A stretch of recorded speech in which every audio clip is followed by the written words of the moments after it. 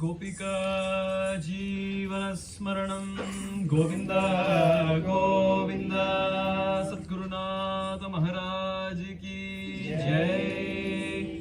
शुक्लांबरधरं विष्णुं शशिवर्णं चतुर्भुजं प्रसन्नवदनं ध्यायेत् सर्वविघ्नोपशान्तये।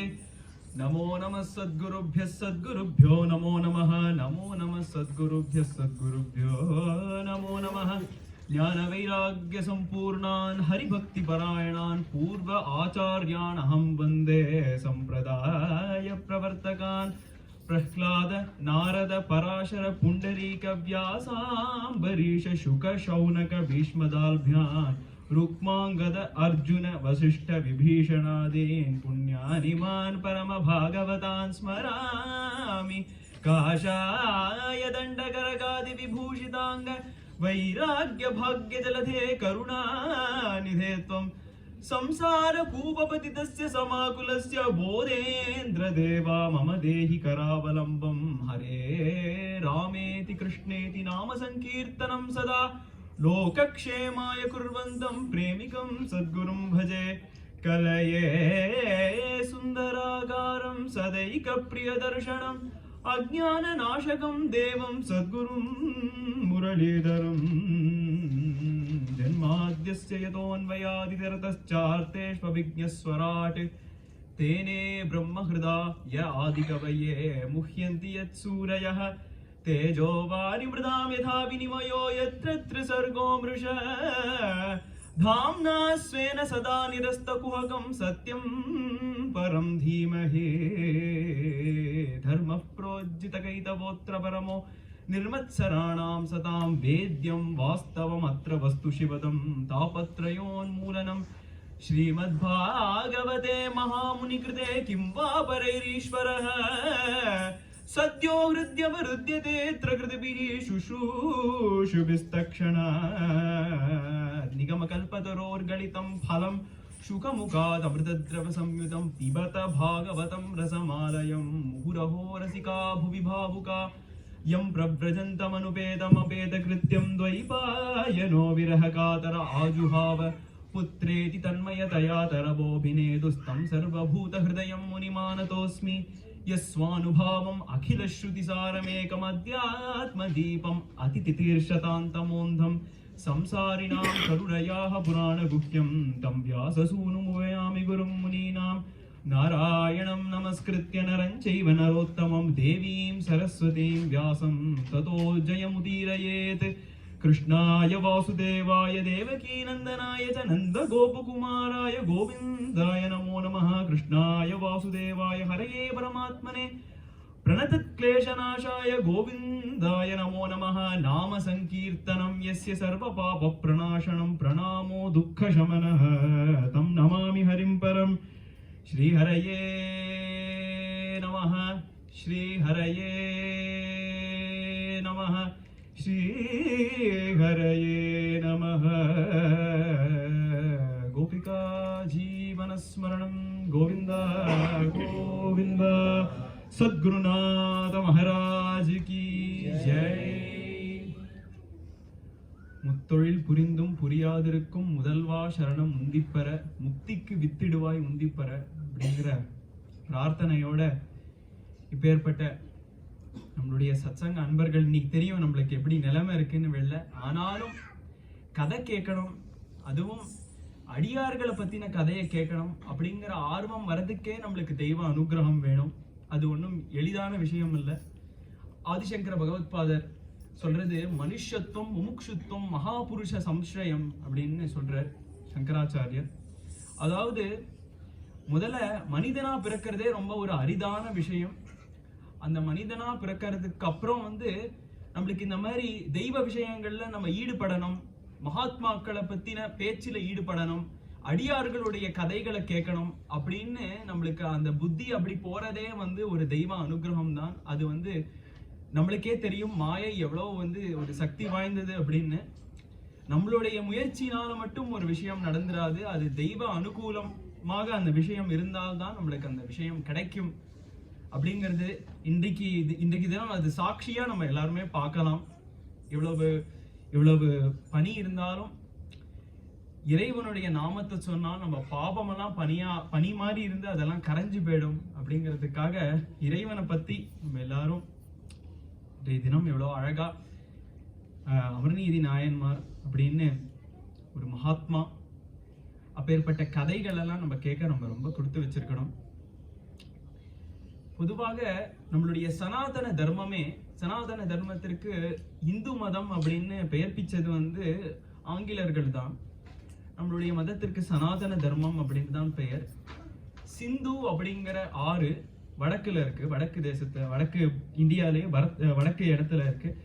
அந்த சிந்துங்கிற ஆறை அக்கறையில இருக்கிறவங்கள சிந்து சிந்து அப்படின்னு கூப்பிட்டு அது பேர் மருவி ஹிந்து ஹிந்து அப்படின்னு ஆயிடுதே தவிர நம்மளுடைய தர்மத்திற்கான பெயர் சனாதனமான தர்மம். ஏன்னா இந்த தர்மம் முக்காலமும் இருக்கு, அது எப்பொழுதுமே இருந்தது, அதற்கு ஒரு அனாதியா இருக்கு அந்த தர்மம்.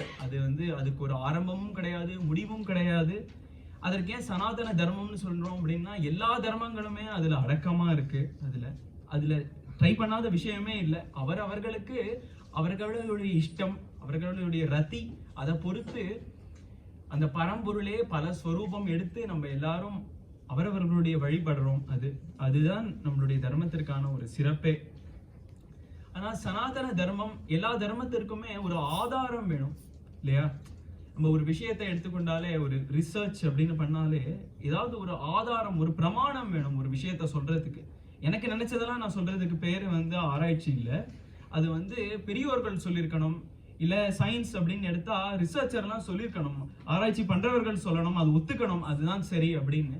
அந்த மாதிரி நம்மளுடைய சனாதன தர்மத்துல பார்த்தோம் அப்படின்னா ஒரு சாஸ்திரம் அது வேத சம்மதமா இருக்கா அப்படின்னு தான் பெரியோர்கள்லாம் பார்ப்பார்கள். வேதங்கள் தான் சனாதன தர்மத்துடைய ஆதாரமே.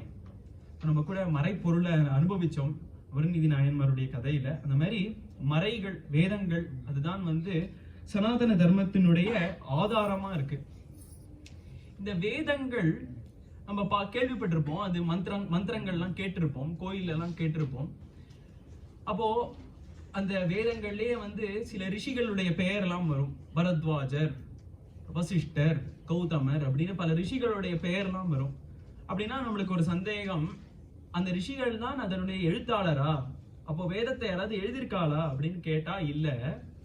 வேதங்கள் சம்ஸ்கிருத பதமா அபௌருஷேயம் அப்படின்னு சொல்றோம். அபௌருஷேயம் அப்படின்னா புருஷன்னா மனிதன், மனிதனால இயற்றப்பட்டவை எது இல்லையோ அதுதான் வேதங்கள். அபௌருஷேயமா இருக்கக்கூடியது வேதங்கள். ரிஷிகளுக்கு ரொம்ப ஒரு சிறப்பான ஒரு பெயர் இருக்கு, மந்திர திரஷ்டா அப்படின்னு ஒரு பெயர். அதை தமிழாக்கினா மந்திரங்களை பார்க்கக்கூடியவர்கள் அப்படின்னு ஆகும். அப்ப நம்மளுக்கு திருப்பி ஒரு கேள்வி வருது, எந்த பாஷையில பார்த்தார்கள் மந்திரத்தை? மந்திரம் தமிழ்ல வந்ததா, சம்ஸ்கிருதத்துல வந்ததா, ஆங்கிலத்துல வந்ததா அப்படின்னு கேட்டா நம்ம இப்போ வாழ்க்கையில அந்த பாக்குறது இல்லை. இது நம்ம சொல்லுவோம் இல்லையா, சில பேர் நான்லாம் வாழ்க்கையில எவ்வளவோ விஷயங்களை பார்த்துட்டேன், எவ்வளவோ கஷ்டத்தை பார்த்துட்டேன் அப்படின்னா அதுக்கு அர்த்தம் என்ன? அவர்கள் கண்ணால பார்த்தார்கள்னு அர்த்தமா? அது இல்ல, அதை அனுபவிச்சார்கள் அதுதான் அர்த்தம்.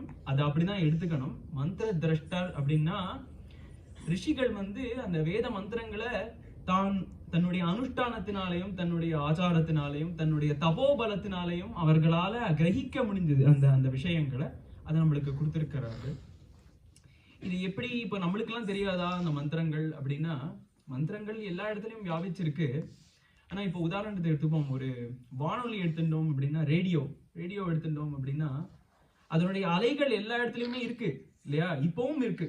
இப்போ நம்ம எல்லாரும் நம்ம தொலைபேசியெல்லாம் நம்ம அதை பிரயோகப்படுத்தினோம் அப்படின்னா அந்த அலைகள் எல்லா இடத்துலயுமே இருக்கு. ஆனா நம்மளோட கண்ணுக்கு தெரியல அந்த விஷயம். அதுக்கு ஒரு கருவி வேண்டியிருக்கு. அதுக்கு ரேடியோவோ போனோ ஏதோ ஒண்ணு அந்த ஃப்ரீக்வன்சியில நம்ம அதை செட் பண்ணாதான் நம்மளுக்கு அந்த பாட்டு கேட்கறது. அந்த ஒரு இடத்திற்கான ஃப்ரீக்வன்சி, இந்த வானொலி நிலையத்துக்கு நம்ம இந்த பாட்டை கேட்கணும் அப்படின்னா அந்த ஃப்ரீக்வன்சியில வச்சாதான் அது கேட்கறது. அப்படின்னா அதற்கு அர்த்தம் அது இல்லைன்னு இல்லை, மந்திரங்கள் எல்லா இடத்துலயும் வியாபிச்சிருக்கு. இந்த பிரபஞ்சம் முழுவதும் மந்திரங்கள் வியாபிச்சிருக்கு. ஆனா அதை கிரகிச்சக்கூடிய பக்குவம் ரிஷிகளுக்கு இருந்தது. அவர்களுடைய தபோபலம், அவர்களுடைய அனுஷ்டானங்கள்னால இருந்தது. அதனால நம்மளுக்கு கொடுத்தார். அதற்காக அவர்கள் அதை ஏற்றல. வேதங்கள் எழுதினப்பட்டவை அல்ல. வேதங்கள் பகவானுடைய நாலேஜ், ஞானமே தான் வேதங்கள். அப்படின்னா பரம்பொருள்னு சொல்லிட்டு, பரம்பொருள் வந்து அவர் அனாதி காலமா இருக்கார் அப்படின்னு சொல்லிட்டு பரம்பொருளோட ஞானம் மட்டும் அனாதி காலமா இல்லைன்னு சொன்னா எப்படி? இல்லையா? பரம்பொருளோட ஞானமும் அப்போ அனாதி காலமா தான் இருக்கணும் அப்படின்னு வேதங்கள் தான் வந்து சனாதன தர்மத்திற்கே ஒரு பிரமாணமா இருக்கு.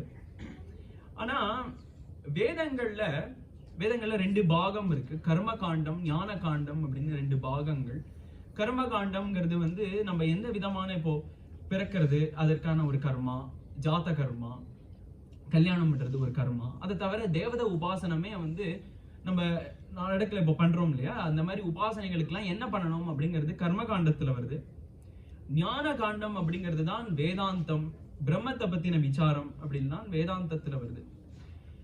வேதங்கள்ல வேத மாதாக்கு ரொம்ப சம்ஸ்கிருதத்துல அழகா பிரபு சம்மிதம் அப்படின்னு ஒரு பெயர் இருக்கு வேதத்துக்கு. அப்படின்னா என்ன அர்த்தம்னா, ஒரு முதலாளி வந்து ஒரு தொழிலாளி கிட்ட இது கொஞ்சம் பண்ணிடேன், அப்படி பண்ணிடேன் அப்படின்லாம் சொல்ல மாட்டான்.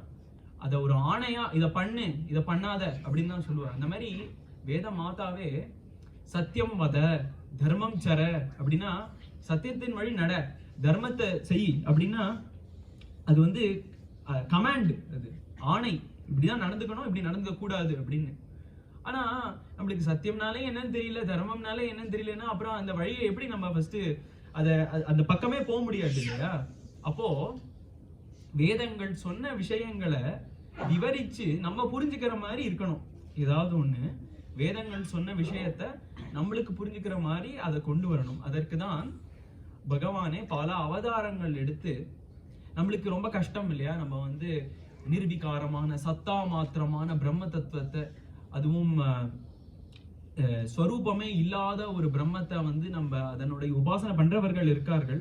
ஆனால் அது பண்ணது ரொம்ப கஷ்டம், அது அவ்வளவு சுலபமா வராது. அதனாலதான் நம்ம வந்து இப்போ இந்த ஒரு வடிவுல இருக்கார், இந்த மாதிரி கையில இதை வச்சுட்டு இருக்கார் அப்படின்னு நம்மளுக்கு அதை சொன்னா அது ரொம்ப சுலபமா இருக்கு. அந்த சகுண பக்திங்கிற அந்த மார்க்கம் ரொம்ப சுலபமா இருக்கு. அதனால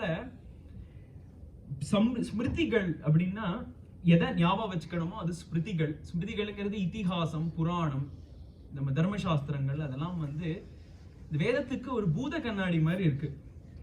வேதங்கள் ஒரு விஷயத்த சொல்றது அப்படின்னா அதை ரொம்ப ஷார்ட்டா சொல்லி முடிச்சுட்டா, இப்போ திருக்குறள் மாதிரி அதை குறள் வடிவா அதை சொல்லிட்டான்னா அது புரியாது. நிறைய விஷயம் இருக்கு அதுல, ஆனா அது குறள் வடிவா சொன்னதுனால நம்மளுக்கு அது யாராவது வந்து அதை விவரிச்சு சொல்லணும் அது என்ன அர்த்தம் அப்படின்னு. அந்த மாதிரி வேதங்களை விவரிச்சு, அதை வேதங்கள் பகவானுடைய ஞானம் அப்படிங்கிறதுனால பகவானை தவிர வேற யாரும் கொடுக்க முடியாது அதற்கான ஒரு எக்ஸ்பிளனேஷன். அப்படிங்கிறதுனால பகவானே வந்து அவதார ரூபமாக இந்த மாதிரி இதிகாசங்கள், புராணங்கள் அதை வச்சு அதெல்லாம் சுகிருத் சம்மிதம் அப்படின்னு ஒரு தோழன் நம்ம கிட்ட சொல்ற மாதிரி, இப்படி நடந்துக்கோயேன், அப்படி நடந்துக்கோயேன், தர்மத்தின் வழினா இதுதான், சத்தியம் பேசுறதுதான் இதுதான் அப்படின்னு அந்த விஷயங்கள் எல்லாம் காட்டுறது இந்த மாதிரி இதிகாச புராணங்கள். நம்மளுடைய தர்மத்திலேயோ சாஸ்திரங்கள் அநேகமா இருக்கு. ஒரு சாஸ்திரம், ஒரு புக்கு, 2 புக்கு அப்படின்னு கிடையாது. சாஸ்திரங்கள் அநேகமா இருக்கு. ஆனா நம்மளுக்கோ நேரம் ரொம்ப குறைச்சலா இருக்கு. கலியுகம் அப்படின்னு நம்ம எடுத்துட்டோம் அப்படின்னா பாகவதத்திலே பார்க்க போறோம். மந்தாகா சுமந்த மதையோ மந்த பாக்யா ஹுபத்ருதாகா. அதாவது முதல்ல மந்தாகா அப்படின்னா நம்மளுக்கு கிரகிச்சுக்கிற தன்மை வந்து முந்தின பெரியவர்கள்லாம் பாக்குறச்ச கொஞ்சம் கம்மியா இருக்கு இல்லையா? அதுவும் வேற யுகங்கள்ல இருக்கிறவர்களோட ரொம்ப கம்மியா இருக்கு அந்த கிரகிச்சுக்கிற தன்மை அப்படிங்கிறது. அது மட்டுமா, அதுக்கப்புறம் மந்த பாக்யா, அதாவது ஆயுசு காலமும் நம்மளுக்கு அவ்வளவு இல்லை. 100 வயசு கலியுகத்துல இருந்தாலே அது ஒரு பெரிய விஷயம், நம்ம கொண்டாடுறோம். 100 வயசு இருக்கிறவங்க ரொம்ப கொண்டாடுறோம். ஆனா ராமாயணத்தை கேள்விப்படுறோம், ராமர் 11,000 வருஷம் ஆட்சி பண்ணார், தசரதர் 60,000 வருஷம் ஆட்சி பண்ணார் அப்படின்னா அவ்வளவு ஆயுசும் இருந்தது, கிரகிச்சுக்கிற தன்மையும் இருந்தது, மனசும் சுத்தமா இருந்தது. அதனால அவர்களால என்ன சாதனை வேணாலும் அவ பண்ணலாம் அப்படி ஒரு ஸ்திதியில இருக்கிறதுனால. ஆனா நம்மளுக்கோ கலியுகத்துல என்ன வழி? நம்மளுக்கு எவ்வளவு ஏகப்பட்ட டிஸ்ட்ராக்ஷன் இருக்கு. நம்மளால அத இறைவனையே பற்றி இருக்கிறது ரொம்ப கஷ்டமா இருக்கு. மாயையோடைய பிடி வந்து ரொம்ப அதிகமா இருக்கு கலியுகத்துல. நம்ம எங்க திரும்பினாலும் நம்ம பாக்கெட்லயே வச்சுட்டு இருக்கோம். அது எங்க திரும்பினாலும் அதனுடைய பிடி எப்பவுமே இருக்கு. அதனால நம்மளால தப்பிக்கவே முடியாது அதுல இருந்து. அப்படிங்கிறச்சு நம்மளுக்கு ஏதாவது ஒரு தர்மம் வேணும். பல தர்மத்தை சொன்னா நம்மளால அதை கடைபிடிக்க முடியாது. அதான் பாகவதத்திலேயே முதல்ல கேட்கறது பும்சாம் ஏகாந்தத்தை ஸ்ரேயா. 10-11 விஷயம் சொன்னா அதெல்லாம் கடைபிடிக்க முடியாது, கேட்டே மாளாது. அவ்வளவு விஷயத்த 10-11 விஷயம் சொன்னா சொல்றது ஒரே தர்மமா இருக்கணும், அதுவும் ரொம்ப சுலபமா இருக்கணும். ரொம்ப கஷ்டப்பட்டு ரொம்ப உடலை வருத்திட்டு அப்படிலாம் இருக்கக்கூடாது, ரொம்ப சுலபமா இருக்கணும். நான் அதை பண்றச்சேயே நான் ஒரு ஆனந்தத்தை அனுபவிக்கணும், அப்படிப்பட்ட ஒரு மார்க்கமா இருக்கணும். அதற்கு ஏதாவது ஒரு மார்க்கம் இருக்கா? இப்போ யுகங்கள் அப்படின்னு சொல்றதுனால 4 யுகங்கள் இருக்கு, நம்ம எல்லாருக்கும் தெரிஞ்சிருக்கும். கிருதயுகம், திரேதா யுகம், துவாபர யுகம், கலியுகம் அப்படின்னு. அந்த ஒரு யுகத்திற்கும் ஒரு யுக தர்மம் இருக்கு. தியாயன் கிருதே யஜன் யஜ்ஞைஹி திரேதாயாம் துவாபரேர்ச்சயன் யதாப்னோதி ததாப்னோதி கலௌ சங்கீர்த்திய கேசவம். கிருதயுகத்துல நம்மளுடைய மனித உடலையே எடுத்துட்டாலும், இந்த பிரபஞ்சத்தில் இருக்கக்கூடிய எந்த வஸ்துவை எடுத்துட்டாலும் அதெல்லாம் திரிகுணம் உடையவை. சத்வம், ரஜஸ், தமஸ் அப்படிங்கிற 3 குணங்கள் இருக்கு அந்த எல்லா விஷயங்களுக்கும். சத்வம் அப்படின்னா நம்மளுக்கு இப்போ வந்து போய் கதை கேட்கணும் அப்படின்னு ஒரு எண்ணம் வருது இல்லையா, அந்த ஒரு நல்ல எண்ணங்கள் எல்லாம் வருது இல்லையா, அதெல்லாம் சத்வ குணத்தினால வருது. ரஜோகுணம், இப்போ நம்ம எல்லாரும் உட்காந்து இருக்கோம், ஆனா இப்போ சில பேருக்கு ஒரு இடத்துல உட்கார முடியாது, எங்கேயாவது துருன்னு போயிட்டே இருக்கணும், ஏதாவது ஒரு காரியம் பண்ணிட்டே இருக்கணும் அப்படின்னு ஒரு இருக்கும் இல்லையா. சில பேரை பார்த்துருப்போம், அவர்களுக்கு ரஜோகுணம், அதுதான் ரஜோகுணம் ஓங்கி இருந்தா அந்த மாதிரி ஏதாவது ஒரு காரியம் பண்ணிட்டே இருக்கணும் அப்படின்னு நம்மளுக்கு தோணும். இதுவே ரொம்ப சோர்ந்து போய் எப்பவுமே ரொம்ப தூக்கம் வருது, எனக்கு ரொம்ப சோர்வா இருக்கு, ரொம்ப சோம்பல் முறிச்சுன்னு இருக்கானா தமோ குணம் அப்போ அதிகத்துல இருக்கு அப்படின்னு அர்த்தம். அந்த மாதிரி 3 குணங்கள் நம்மளுடைய இந்த பிரபஞ்சத்துல மனிதர்கள் மட்டும் இல்ல, ஜீவராசிகள் மட்டும் இல்ல, ஜட பொருள் கூட இந்த திரிகுணத்தால செய்யப்பட்டவை தான் அப்படிங்கிறது கொடுக்கப்பட்டிருக்கு பாகவதத்துல. விலாவரியா சிருஷ்டியின் ரகசியத்துல அதை பார்க்கலாம். அந்த மாதிரி இந்த 3 குணங்கள்னால பண்ணப்பட்டது. கிருத யுகத்துல மக்களுக்கு சத்துவ குணம் தான் ரொம்ப அதிகமா இருந்தது. சத்துவ குணம் ரொம்ப அதிகமா இருந்ததுனால அவர்களுக்கு தியானம் ரொம்ப சுலபமாக சித்தித்தது. அவர்கள் உட்கார்ந்தாலே அவர் தியானத்துக்கு போயிடுவார், சமாதிக்கு போயிடுவார். அடுத்தது திரேதா யுகம். திரேதா யுகத்துல சத்துவகுணமும் இருந்தது, ரஜோகுணமும் இருந்தது. ரஜோகுணம் இருந்தா என்ன தோணும், இதையாவது பண்ணிட்டே இருக்கணும்னு தோணும். அதனால அவர்களுக்கு யஜ்யம், ஏன்னா யஜ்யம் பண்ணணும்னா அந்த மந்திரத்தை வந்து சொல்லுங்க, இந்த நெய்யை எடுத்து இங்க வைங்கோ, இந்த சமித்தை எடுத்து போடுங்க அப்படின்னு ஏதாவது ஒரு நியமங்கள் இருந்துட்டே இருக்கும் இல்லையா, ஏதாவது ஒரு காரியம் பண்ணிட்டே இருக்கணும். அப்படிப்பட்ட வழி அவர்களுக்கு, ஏன்னா அந்த சத்வகுணத்தையும் சரி ரஜோகுணத்தையும் சரி அதை சமமாக இருக்கிறதுனால அந்த திரேதா யுகத்துல யஜ்யங்கள் ஒரு வழியா இருந்தது. துவாபர யுகத்துல தமோ குணமும் கொஞ்சம் வந்ததுனால அர்ச்சனை பண்றது, சுவாமிக்கு அர்ச்சனை பண்றது அப்படிங்கிறது வழியா இருந்தது. ஆனா அர்ச்சனைக்கும் நம்ம பார்த்தோம் அப்படின்னா அதுக்கும் கொஞ்சமாவது விதிமுறை இருக்கு. குளிச்சுதாவது வந்திருக்கணும் அட்லீஸ்ட் அர்ச்சனை பண்றதுக்கு. அவ்வளவு மினிமமா சொல்றது நியமங்கள் அப்படின்னா அவ்வளவு மினிமமா அவ்வளவாவது இருந்தது. இப்போ கலியுகத்துல நம்மளுக்கு இந்த விஷயமே அவ்வளவு சுலபமா பண்ண முடியாது. தியானம் பண்ணணும் அப்படின்னா, தியானம்னா நான் சொல்றது வந்து யோகா நார்மலா பண்ற கிளாஸ் மாதிரி இல்லை. பதஞ்சலி மகரிஷி கொடுத்த சூத்திரங்கள் படி யம நியம பிராணாயம பிரத்யாகார தாரண தியான சமாதி அப்படின்னு அந்த சமாதி நிலையை அடைய 7 படிகள் இருக்கு. முதல் படியே ரொம்ப கஷ்டம். யமம் அப்படின்னா சுத்தி, மனசு சுத்தமா இருக்கணும், சரீரம் சுத்தமா இருக்கணும். அதுக்கப்புறம் நியமங்கள், நம்ம வந்து நம்மளுடைய நாக்கு மேல நம்மளுக்கு வந்து கொஞ்சம் கண்ட்ரோல் இருக்கணும். நம்ம என்ன சாப்பிட்றோம், எந்த மாதிரி வஸ்துக்களை சாப்பிட்றோம் அப்படிங்கிறது இருக்கணும். யோகினா ஒரு நாளைக்கு ஒரு தடவை தான் சாப்பிட முடியும், அவர்களுக்கு தான் யோகின்னு பேர், இல்லைன்னா போகி அப்படின்லாம் அதுக்கு வெவ்வேறு பெயர் இருக்கு. யோகினா ஒரு நாளைக்கு ஒரு தடவை தான் சாப்பிடணும். ஆசனம், ஆசன சித்தி ஏற்படுறதுக்கு ஆசனத்துல நிறைய நேரம் உட்காரணும், உட்காரவே முடியல அப்புறம் தான் ஆசனத்துல உட்கார்ந்து அதை சித்திக்கிறது வேற. அதுக்கெல்லாம் மேல பிராணாயாமம், மூச்சு காத்த வந்து சரியா விடணும். அது வந்து நம்மள நினைச்ச மாதிரி விட்டோம் அப்படின்னா புத்தி பேதலிச்சிடும். அதனால நம்ம ரொம்ப ஜாகிரதையா ஒரு குரு கிட்ட அதை பண்ணணும். அப்படி பண்ற பெரியோர்கள் இன்னும் இருக்கார்கள். ஆனா எப்பவுமே நம்ம ஒரு யுகத்திற்கான ஒரு மார்க்கம் அப்படின்னு சொல்றோம்னா, அது வந்து இப்போ ஒரு பள்ளிக்கூடத்துல ரொம்ப நன்னா படிக்கிறவனை வச்சு கரிக்குலம் இருக்காது, சாதாரணமா படிக்கிறவர்களை வச்சுதான் கரிக்குலம் இருக்கும் இல்லையா. ரொம்ப நன்னா படிக்கிறவர்கள் எப்பவுமே அவ ஷைன் ஆவா, அவளுக்கு பிரச்சனையே இல்லை. சாதாரணப்பட்ட மக்கள், அடித்தட்டு மக்களும் வந்து அதே இறைவனை அடையணும் அப்படின்னா அந்த யுகத்துல என்ன பண்ணணும் அப்படிங்கிறதுக்கு தான் அந்த யுக தர்மம் அப்படிங்கிறதே விதிச்சிருக்கு. கலியுகத்துல தியானம்ங்கிறது சில பேர் பெரியோர்கள் பண்ண முடிஞ்சாலும் ஆத்ம விசாரம் நம்ம ரமணர் போல் சில மகாத்மாக்கள் ஆத்ம விசாரங்கிற மார்க்கத்துல இருந்தா. ராமகிருஷ்ண பரமஹம்சர் எடுத்துட்டோம் அப்படின்னா அவர் வந்து 2 நாள்ல வந்து வேதாந்த மார்க்கத்துல போய் நிர்விகல்ப சமாதி அடைஞ்சார். அதுக்கப்புறம் வேற மார்க்கத்துக்கு போனார், அதுக்கப்புறம் வேற மார்க்கத்துக்கு போனார் அப்படின்லாம் இருக்கு. அதெல்லாம் அவதார புருஷர்களால செய்ய முடியுமே தவிர நம்ம செஞ்சோம் அப்படின்னா குழப்பம் தான் மிஞ்சும். அதனால கலியுகத்துல நம்ம என்ன செய்யணும் அப்படின்னா இறைவனுடைய நாம சங்கீர்த்தனம் தான் செய்யணும். அதுதான் இந்த கலியுகத்துடைய தர்மமே.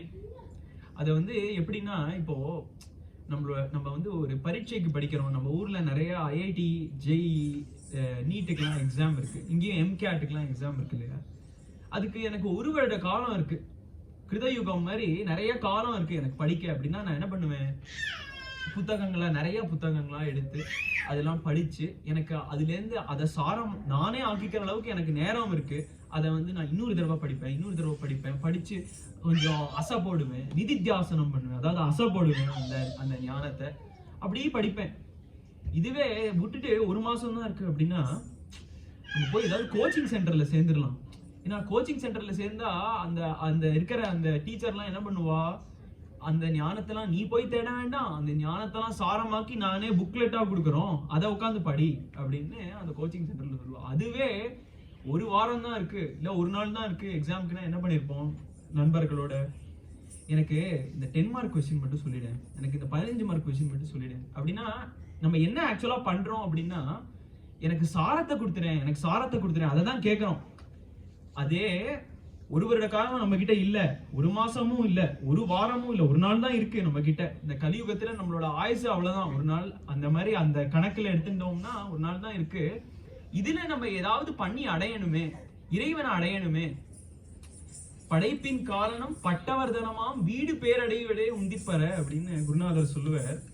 அதாவது அந்த நம்ம எதுக்காக பிறந்திருக்கோம் அப்படிங்கிறது பட்டவர்தனமாம் எல்லாருக்குமே தெரியுமா. அது ஒன்றும் கஷ்டமான விஷயமே இல்லையா அது கண்டுபிடிக்க.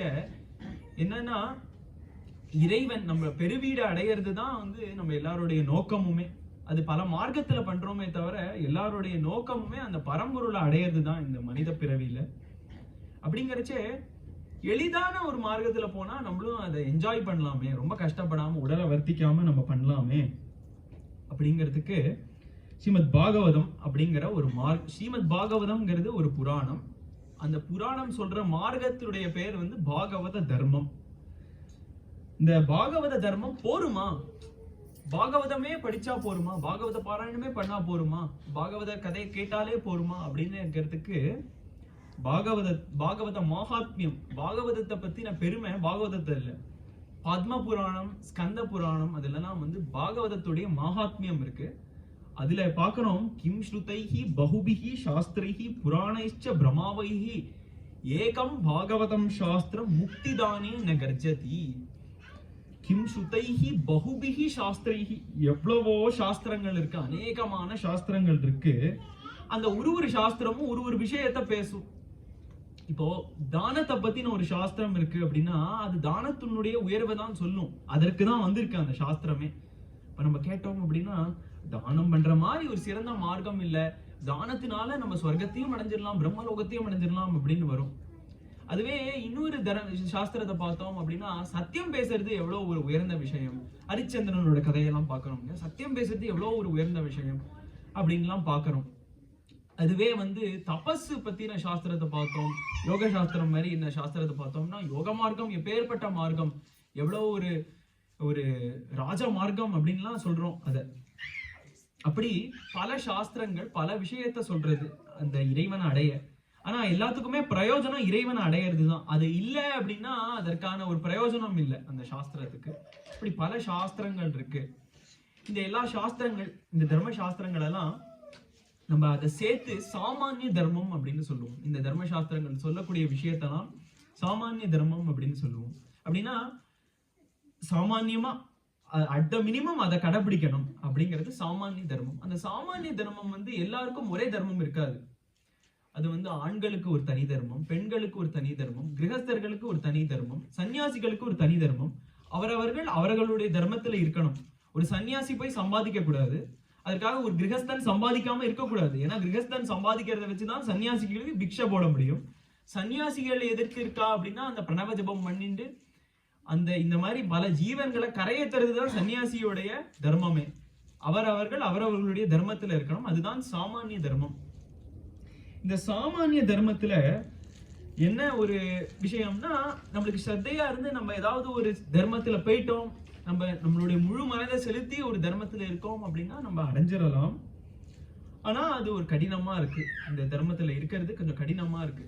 ஏன் அப்படின்னு சொல்றேன்னா, நம்மளுக்கு மரணம் எப்போ சித்திக்கும்னு நம்மளுக்கு தெரியாது. மரணம் நம்ம எல்லாருக்கும் எப்போ வரும் அப்படின்னு தெரியாது. அப்படிங்கிறச்சே நம்ம என்ன பண்ணோம், எந்த மார்க்கத்தை எடுத்தா நான் வந்து அதை பண்றச்சேயே போயிட்டேன்னா வச்சுப்போம். ஏதாவது ஒரு காலத்துல போயிட்டேன் அப்படின்னா அதை பண்றச்சேயே எனக்கு அந்த அந்த அந்த இருக்கிறதுலயே வல்லமையா என்ன ஒரு பொருள் இருக்கோ அதை அடைஞ்சிடணும். சாமானிய தர்மத்துல என்ன விஷயம் அப்படின்னா, சாமானிய தர்மத்தை கேட்டா மட்டும் போறாது. சாமானிய தர்மத்தை கேட்டுட்டு அதன்படி நடக்கணும். நம்ம அதை இப்போ நம்ம கேட்கிறோம், தானம் பண்றது எப்பேற்பட்ட தர்மம் அப்படின்னு கேட்டுட்டு யாராவது ஒருத்தர்கிட்ட நம்ம கிட்ட வந்து ஒரு $10 கொடுங்கோளேன் அப்படின்னு கேட்டப்போ இல்ல அதெல்லாம் முடியாது அப்படின்னு சொன்னா அதற்கு பிரயோஜனம் இல்லை. அந்த தர்மத்தை கேட்டு அதுக்கு பிரயோஜனம் இல்லை. தர்மத்தை கேட்டதற்காக மட்டும் எந்த பலனுமே இல்லை. அதை கேட்டு அந்த பாதையில நம்ம நடந்தாதான் அதற்கு ஏதாவது பிரயோஜனம் இருக்கே தவிர அது தர்மத்தை கேட்டா மட்டும் ஒரு பிரயோஜனமும் இல்லை. இப்படி அநேக தர்மங்களை கேட்கறதுக்கே நம்மளுக்கு ஆயுசு காலம் வேண்டும். அதுவே நம்ம கிட்ட இல்லை. அதனாலதான் இந்த ஸ்லோகத்துல வருது, பிரமாவகைஹி. இவ்வளவு பாதையெல்லாம் நம்ம கேட்டோம்னா நம்மளுக்கு என்ன வரும்னா குழப்பம் தான் வரும். பகவானே கீதையில சொல்றாரு, விவசாய ஆத்மிகா புத்திஹி ஏகேன குருநந்தன பகுஷாகா அனந்தாச்ச புத்திஹி அவ்யவசாயினாம். அதாவது அர்ஜுனா, நீ ஏதாவது பண்றதுன்னா ஒரே ஒரு விஷயத்த மட்டும் மனதை செலுத்து. பல விஷயங்கள்ல நீ பண்ண அப்படின்னா புத்தியில வெறும் குழப்பம் தான் மிஞ்சும். நம்மளுக்கு இன்னைக்கு ஒரு நாள் வந்து நான் தான தர்மம் பண்றேன், அடுத்த நாள் போய் சத்தியம் பேசுறதையே தர்மமா வச்சுக்கிறேன், அடுத்த நாள் போய் யோகத்தை தர்மமா வச்சுக்கிறேன் அப்படின்னு நம்ம மாத்திட்டே இருந்தோம் அப்படின்னா அதற்கு ஒரு பலனும் கிடைக்காது. நம்ம ஸ்திரமா இருக்கணும். ஒரே மார்க்கம், எந்த மார்க்கமா இருந்தாலும் அந்த ஒரு மார்க்கத்துல ஸ்திரமா நம்ம இருக்கணும். அப்படின்னு இந்த மார்க்கங்களை கேட்கறதுக்கே நம்மளுக்கு வாழ்க்கை போறாது. அப்புறம் தான் அதை கேட்டு அதன்படி நடக்கிறது இல்லையா? அது அடுத்த பட்சம். முதல்ல அவ்வளவு மார்க்கங்கள் இருக்கு, அதை பத்தி தெரிஞ்சுக்கணும். தெரிஞ்சுட்டு அதுல எது சிறந்த மார்க்கம் அப்படின்னு நம்ம முடிவு பண்ணணும். முடிவு பண்ணிட்டு அதுக்கப்புறம் அதன் வழி நம்ம நடக்கணும். அப்படின்னா எவ்வளவு ஒரு ப்ராசஸ் இருக்கு இல்லையா? இதுக்குள்ள நம்ம மரணிச்சுன்னா அப்ப நம்ம என்ன பண்றது? அதுக்குள்ள நம்ம மரணிச்சிட்டோம்னா இப்ப நம்ம எப்படி அடையிறது, இறைவனை அடையிறது? இந்த மனித பிறவியே அவ்வளவு அரிதானதா இருக்கே, திருப்பி மனித பிறவி கிடைக்குமா கிடைக்காதா அப்படின்னு தெரியாது. அதனால நம்மளுடைய எஃபர்ட்ஸை வந்து நம்ம முடிஞ்ச வரைக்கும் எப்படியாவது நம்ம வந்து இந்த பிறவியிலேயே அடைஞ்சிட மாட்டோமா அப்படிங்கிறதுக்கு தான் நம்ம எல்லாருமே பிரயத்தனப்படுறோம். இது வந்து சொன்னேன் இல்லையா, கேட்கறதுனால மட்டும் பலன் அளிக்காது அப்படின்னு. கேட்கறது அது ஒரு ரொம்ப ஒரு உன்னதமான விஷயம். ஏன்னா கேட்கறது வந்து காதன் வழியா தான் நம்ம கேட்கறோம் இல்லையா? காது அப்படிங்கிறது ரொம்ப ஒரு விசேஷமான ஒரு புலன். ஏன் அப்படின்னா, மற்ற புலன்கள்லாம் எடுத்தோம் அப்படின்னா, கண்ணுன்னா எனக்கு ஏதாவது ஒண்ணு பார்க்க வேண்டாம் அப்படின்னா கண்ணை முடிக்கலாம், ஏதாவது ஒண்ணு முகர வேண்டாம் அப்படின்னா மூச்சை பிடிச்சுக்கலாம், தொட வேண்டாம்னா தொடாம இருக்கலாம். யாருக்காவது வந்து ஏதாவது கேட்காம இருக்கேன் அப்படின்னா அப்படி இருக்க முடியுமா? இருக்க முடியாது. ஏன்னா அதற்கு ஒரு க்ளோஸ் ஒரு கேட் இல்லை. அது எது இருக்கு அப்படின்னா, நம்ம கம்ப்யூட்டர் சயின்ஸ்லயே பார்ப்போம். இப்பொழுதுமே ஏதாவது ஒரு போலீஸ் யார் போனுக்குள்ளேயாவது போகணும் அப்படின்னா பேக்டோர் ஆக்சஸ்னு ஒன்று வச்சிருப்பாரு. நம்மளுக்கு சாமானியப்பட்டவர்களுக்கு எல்லாம் கொடுக்க மாட்டா. அது வந்து அதிகாரிகளுக்கு அவர்கள் ஏதாவது ஒரு விசாரணை பண்ணணும் அப்படின்னா அந்த பேக்டோர் வழியாக இவர்களுடைய போன், இவர்களுடைய டெக்ஸ்ட் அதெல்லாம் பார்க்கறதுக்காக பேக்டோர் வச்சிருப்பா. அந்த மாதிரி பகவானே டிசைன் படி பேக்டோர் ஆக்சஸ் கொடுத்திருக்காரு. எதற்குன்னா, நீ மற்ற எல்லா விஷயத்திலையும் மாயையில் அகப்பட்டாலும் நீ உன்னை அறிஞ்சோ அறியாமலோ என்னுடைய நாமமோ யாராவது சுத்தி இருக்கிறவர்கள் ஏதாவது சொன்னா, என்னை பத்தின குணங்களை பத்தி சொன்னாலோ நாமத்தை பத்தி சொன்னாலோ உனக்கு தெரிஞ்சதோ தெரியலையோ அந்த காதின் மூலமாக பகவான் வந்து மனதிற்குள்ள உட்கார்ந்துக்கிறார், மனதை வந்து சுத்தி பண்றார். அப்படிங்கிறதுக்கு தான் அந்த காதோடைய விசேஷம். காதோடைய அதிதேவதையுமே வந்து பார்த்தோம்னா ஆகாசத்துக்கு எல்லாம் இருக்கோ இல்ல. இப்போ சாப்பிட்டா வந்து எனக்கு ரொம்ப வயர் ரொம்பிடுத்து போறோம் அப்படின்னு சொல்லலாம். ஆனா எனக்கு கேட்டது ரொம்ப எடுத்து அப்படின்னு யாராவது சொல்ல முடியுமோ? சொல்ல முடியாது. அது ஆகாசம் அதிதேவதையா இருக்கிறதுனால கேட்டா கேட்டுட்டே இருக்கலாம். இறைவனுடைய புகழ், அடியார்களுடைய புகழ்லாம் கேட்டா கேட்டுட்டே இருக்கலாம். அதற்கு ஒரு எல்லையே இல்லை அதை கேட்கறதுக்கு. அப்படி கேட்கறது அவ்வளவு விசேஷம். இந்த பாகவத தர்மத்துல அது என்ன விசேஷம் அப்படின்னா, பாகவத தர்மத்தை கேட்டாலே போறோம், அந்த பரமகதியை அடைஞ்சிடலாம். பட் சாமானிய தர்மத்துல அந்த தர்மத்தை கேட்டு அதன்படி நடந்தாதான் அதற்கு ஏதாவது பலன். உதாரணத்துக்கு மகாபாரதத்துல திருதராஷ்டிரன் கேள்விப்பட்டிருப்போம் இல்லையா? திருதராஷ்டிரன், அப்புறம் திருதராஷ்டிரனுடைய தம்பி விதுரர். விதுரர் மகாத்மா. விதுரர் வந்து யமதர்மராஜாவுடைய அம்சம். விதுரர் அதனால அவருக்கு தெரியாத தர்மமே இல்லை. அவர் எவ்வளவோ சொல்லியிருக்காரு. விதுர நீதி சொல்லியிருக்கார், ராஜ தர்மம் சொல்லியிருக்கார், எல்லாத்தையும் சொல்லியிருக்காரு. யாருக்குன்னா திருதராஷ்டிரனுக்கு. யாரு கேட்க மாட்டானோ அவனுக்கு தான் சொல்லியிருக்காரு அவ்வளோத்தையும். ஆனாலும் கேட்டே இருப்பான் திருதராஷ்டிரன், எனக்கு இன்னும் கொஞ்சம் தர்மம் சொல்லுங்கோ, இன்னும் கொஞ்சம் தர்மம் சொல்லுங்கன்னு. அதனால கடைசியில கேட்கறான் விதுரர், அண்ணா நான் இவ்வளவு நாள் சொன்னேனே தர்மம், அதன்படி ஏதாவது ஒரு விஷயமாவது பண்ணலாம். ஒரு விஷயம் கூட பண்ணல. நான் வந்து துரியோதனன் பிறக்கிறச்சே சகுனம்லாம் சரியில்லை, ஓனாயெல்லாம் கத்துறது. அதனால இந்த 100 பேர் இருக்கா, இவனை ஒருத்தனை தியாகம் பண்ணா 99 பேர் இருப்பா, அதனால அவனை தியாகம் பண்ணிருக்கோ அப்படின்னு சொன்னேன், நீங்க கேட்கல. அதனால குல நாசம் ஆயிடுது. அதுக்கப்புறம் நான் வந்து பாண்டவர்களுக்கு கொஞ்சமாவது கொடுங்கோ அப்படின்னு, ஒரு ஊசி அளவாவது கொடுங்கோ ராஜ்யம் அப்படின்லாம் கேட்டா வந்து, அதுக்கெல்லாம் நான் சொன்னேன் நீங்க கொடுக்கணும், அவர்களுக்கு ராஜ்யம் கொடுக்கணும்னு சொன்னேன், அப்பவும் நீங்க கேட்கல. இப்படி நான் எது சொன்னாலும் இந்த தர்மத்தெல்லாம் நீங்க கேட்க போறது இல்லை எப்படியும். அப்ப எதுக்கு சொல்லி என்ன பிரயோஜனம் இருக்கு அப்படின்னா, திருதராஷ்டிரன் சொல்றான்னா, அது கேட்டதே அவ்வளவு நல்லா இருக்கே, கேட்கவே அவ்வளவு இனிமையா இருக்கே, அது நான் பண்றேனோ பண்ணலையோ அது அடுத்த பட்சம், கேட்கறதே அவ்வளவு இனிமையா இருக்கே அப்படின்னு சொல்றான். ஆனா திருதராஷ்டிரனுக்கு அது எதுவுமே பலன் அளிக்கல. ஏன்னா அது சாமானிய தர்மம். விதுரர் எவ்வளவோ சொல்லி பார்த்தார், ஆனா திருதராஷ்டிரன் அதை எதையுமே கடைபிடிக்கல. ராஜாவாவும் கடைபிடிக்கல, அப்பாவாவும் கடைபிடிக்கல. சகோதரனுடைய பசங்களுக்கு ஏதாவது பண்ணணும் அப்படிங்கிற தர்மத்துக்கும் அதுபடியும் நடக்கல, எதன்படியுமே நடக்கல திருதராஷ்டிரன். அதனால அது எந்த பலனுமே கொடுக்கல. ஆனா ஏதாவது ஒரு தர்மம் இருக்கா, நம்ம கேட்டே நம்ம அடைஞ்சிடலாம், கேட்டாலே போறோம், அதுக்கப்புறம் வேற விஷயம்னு ஒண்ணு பண்ண வேண்டாம், அதை கேட்டாலே போறோம் அப்படின்னு ஒரு தர்மம் இருக்கா அப்படின்னா அது இந்த ஸ்ரீ பாகவத தர்மம் தான், ஸ்ரீமத் பாகவத தர்மம் தான். ஏன் அப்படின்னா பாகவதமே முதல்ல, பாகவதம் வந்து வியாச மகரிஷி அருளினது. 18வது புராணம், 18 புராணங்கள்ல 18வதா கடைசியா அருளின புராணம் இந்த ஸ்ரீமத் பாகவதம். வியாசர், நம்ம வியாசர்னு பேர் இல்ல, ஆக்சுவலா வியாசருக்கு வியாசர்னு பேர் இல்ல, வியாசருடைய பேர் கிருஷ்ண துவைபாயனர். அவரை ஏன் நம்ம வியாசர்னு கூப்பிடுறோம், வேத வியாசர்னு ஏன் கூப்பிடுறோம்னா, வியாசம் அப்படின்னாலே வந்து கேட்டகரிக்கலா பிரிக்கிறது. அந்த வேதங்களை ஒரே வேதமா இருந்ததை நம்மளுக்கு பிரிச்சு அரண்யகம், சம்ஹிதை, பிராமணம் அப்படின்னு பல பாகங்களா இருந்த அந்த வேதங்களை அதை நம்மளுக்கு பிரிச்சு ரிக்யஜு, சாம, அதர்வண வேதமா கொடுத்த வேத வியாசர். அதனாலதான் அவருக்கு வியாசர்னே பேரு. அவர் பேர் கிருஷ்ண துவைபாயனர், பேரு வியாசர். அவ்வளோ வேதத்தையே பிரிச்சவர். அதற்கப்புறம் உபனிஷத்துடைய சாரமா பிரம்மசூத்திரம் அப்படின்னு அருளினர் வியாசர். பிரம்மசூத்திரம்ங்கிறது அதான் குறள், திருக்குறள் மாதிரி சூத்திர ரூபத்துல இருக்கும். அது வந்து உயர்ந்த தத்துவங்கள், பிரம்மத்தை பத்தி, ஆத்மாவை பத்தின தத்துவங்கள் எல்லாம் பேசும். அதை அருளினர். அதற்கப்புறம் நம்ம எல்லாருக்கும் ரொம்ப பிரசித்தி பெற்ற மகாபாரதத்தை அருளினர். 1,00,000 ஸ்லோகம் மகாபாரதத்துல. பாரத பஞ்சமோ வேதான்னு சொல்றோம். அதாவது பாரதத்துல ஒரு விஷயம் இருக்குன்னா நம்ம உலகத்துல பார்க்கலாம், அப்படி பாரதத்துல ஒரு விஷயம் இல்லைன்னா நம்மளால உலகத்துல கூட பார்க்க முடியாது. அவ்வளவு விஷயமும் இருக்கு. சயின்ஸ்ல இருந்து தர்மத்தை பத்தின விஷயங்கள், இறைவனை பத்தின விஷயங்கள் எல்லாமே அந்த பாரதத்துல இருக்கு. அதை அருளினர். ஆனாலும் அவருக்கு நிம்மதியே இல்லையா. அதற்கப்புறம் புராணங்கள்ல முதல் புராணம் விஷ்ணு புராணம் வந்து பராசரர், வியாசருடைய அப்பா இயற்றினது. ஆனா அந்த 18 புராணங்களை அத ஒரு தொகுப்பா கொடுத்தது நம்மளுக்கு வியாச மகரிஷி. அதுலயே வந்து எவ்வளவோ புராணங்கள், ஸ்கந்த புராணம், பிரம்ம வைவர்த்த புராணம் அப்படின்னு, பத்ம புராணம் அப்படின்னு எல்லா புராணத்தையும் எழுதினவர் வியாசர் ஒருத்தரே உட்கார்ந்து எழுதியிருக்க. வியாசர் வந்து பகவானுடைய அவதாரம் தான், அவர் சந்தேகமே இல்லை. அவர் ஒரு அவதார புருஷர். அவ்வளோ எழுதியிருக்க.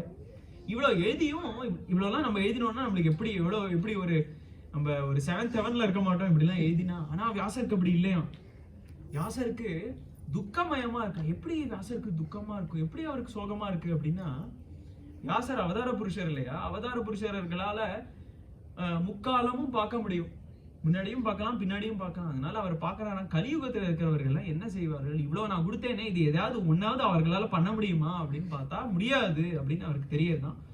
ரொம்ப சோகப்படுறார். அப்பதான் வந்து நாரத மகரிஷி வந்து வியாசர்கிட்ட, நீங்க இந்த ஸ்ரீமத் பாகவதத்தை வந்து கொடுக்கணும், ஏன்னா இதன் மூலமா தான் கலியுகத்துல இருக்கிறவர்கள்லாம் கரை சேர முடியும் அப்படின்னு அந்த ஸ்ரீமத் பாகவதத்தை கொடுக்குற. ஸ்ரீமத் பாகவதத்தை சொன்னது சுகர் அப்படிங்கிற மகரிஷி. நம்ம நிறைய பேர் கேள்விப்பட்டிருப்போம். அவர் வியாசருடைய புதல்வன் சுகர். அவர் பரீட்சித் அப்படிங்கிற மகாராஜாவுக்கு அருளினது முதல்ல இந்த ஸ்ரீமத் பாகவதத்தை. பரீட்சித்துங்கிற மகாராஜா, சுருக்கமா சொல்றேன், பரீட்சித்துங்கிற மகாராஜா அபிமன்யு அப்படின்னு நம்மளுக்கு தெரிஞ்சிருக்கு. சக்கரவியூகத்துல போன அந்த அபிமன்யு மகாபாரதத்துல, அந்த அபிமன்யுவோட பிள்ளை, அர்ஜுனனுடைய பேரன் இந்த பரீட்சித்து. இந்த பரீட்சித்து உத்தரகுமாரி, அதாவது அபிமன்யுடைய மனைவி கர்ப்பம் தரிச்சிருக்கிறச்சே அஸ்வத்தாமா இந்த பாண்டவர்களுடைய குலமே அழிஞ்சிடணும் அப்படின்னு பிரம்மாஸ்திர பிரயோகம் பண்றான். இந்த பிரம்மாஸ்திரம் தாக்கி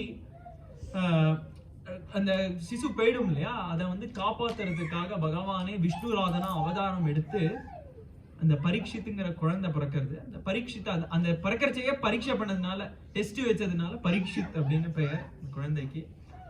பரீட்சித் அவ்வளோ ஒரு தர்மாத்மாவா இருந்தான்.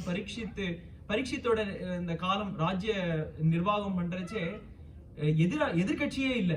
ஏன்னா மோசமானவர்கள் கௌரவர்கள், அவர் கூட இருக்கிற அலையன்ஸ் எல்லாருமே போயிட்டா மகாபாரத யுத்தத்தப்போ. அதனால இப்போ ஒரே ராஜ்யம், அதுவும் செழிப்பா இருக்கு, எல்லாரும் தர்மத்தை கடைபிடிச்சுட்டு இருக்கா. ஆனா அப்பதான் கலியுகம் ஆரம்பிக்கிறது. அந்த துவாபர யுகம் முடிஞ்சு கலியுகம் ஆரம்பிக்கிற சமயம்.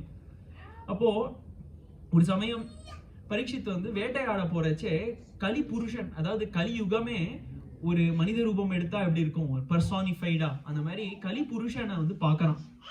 அது ஒரு சம்வாதம் நடக்கிறது. அது கொஞ்ச நேரம் கலி புருஷனோட இருக்கான். ஒரு சில நிமிடங்கள் கலி புருஷனோட இருக்கான்.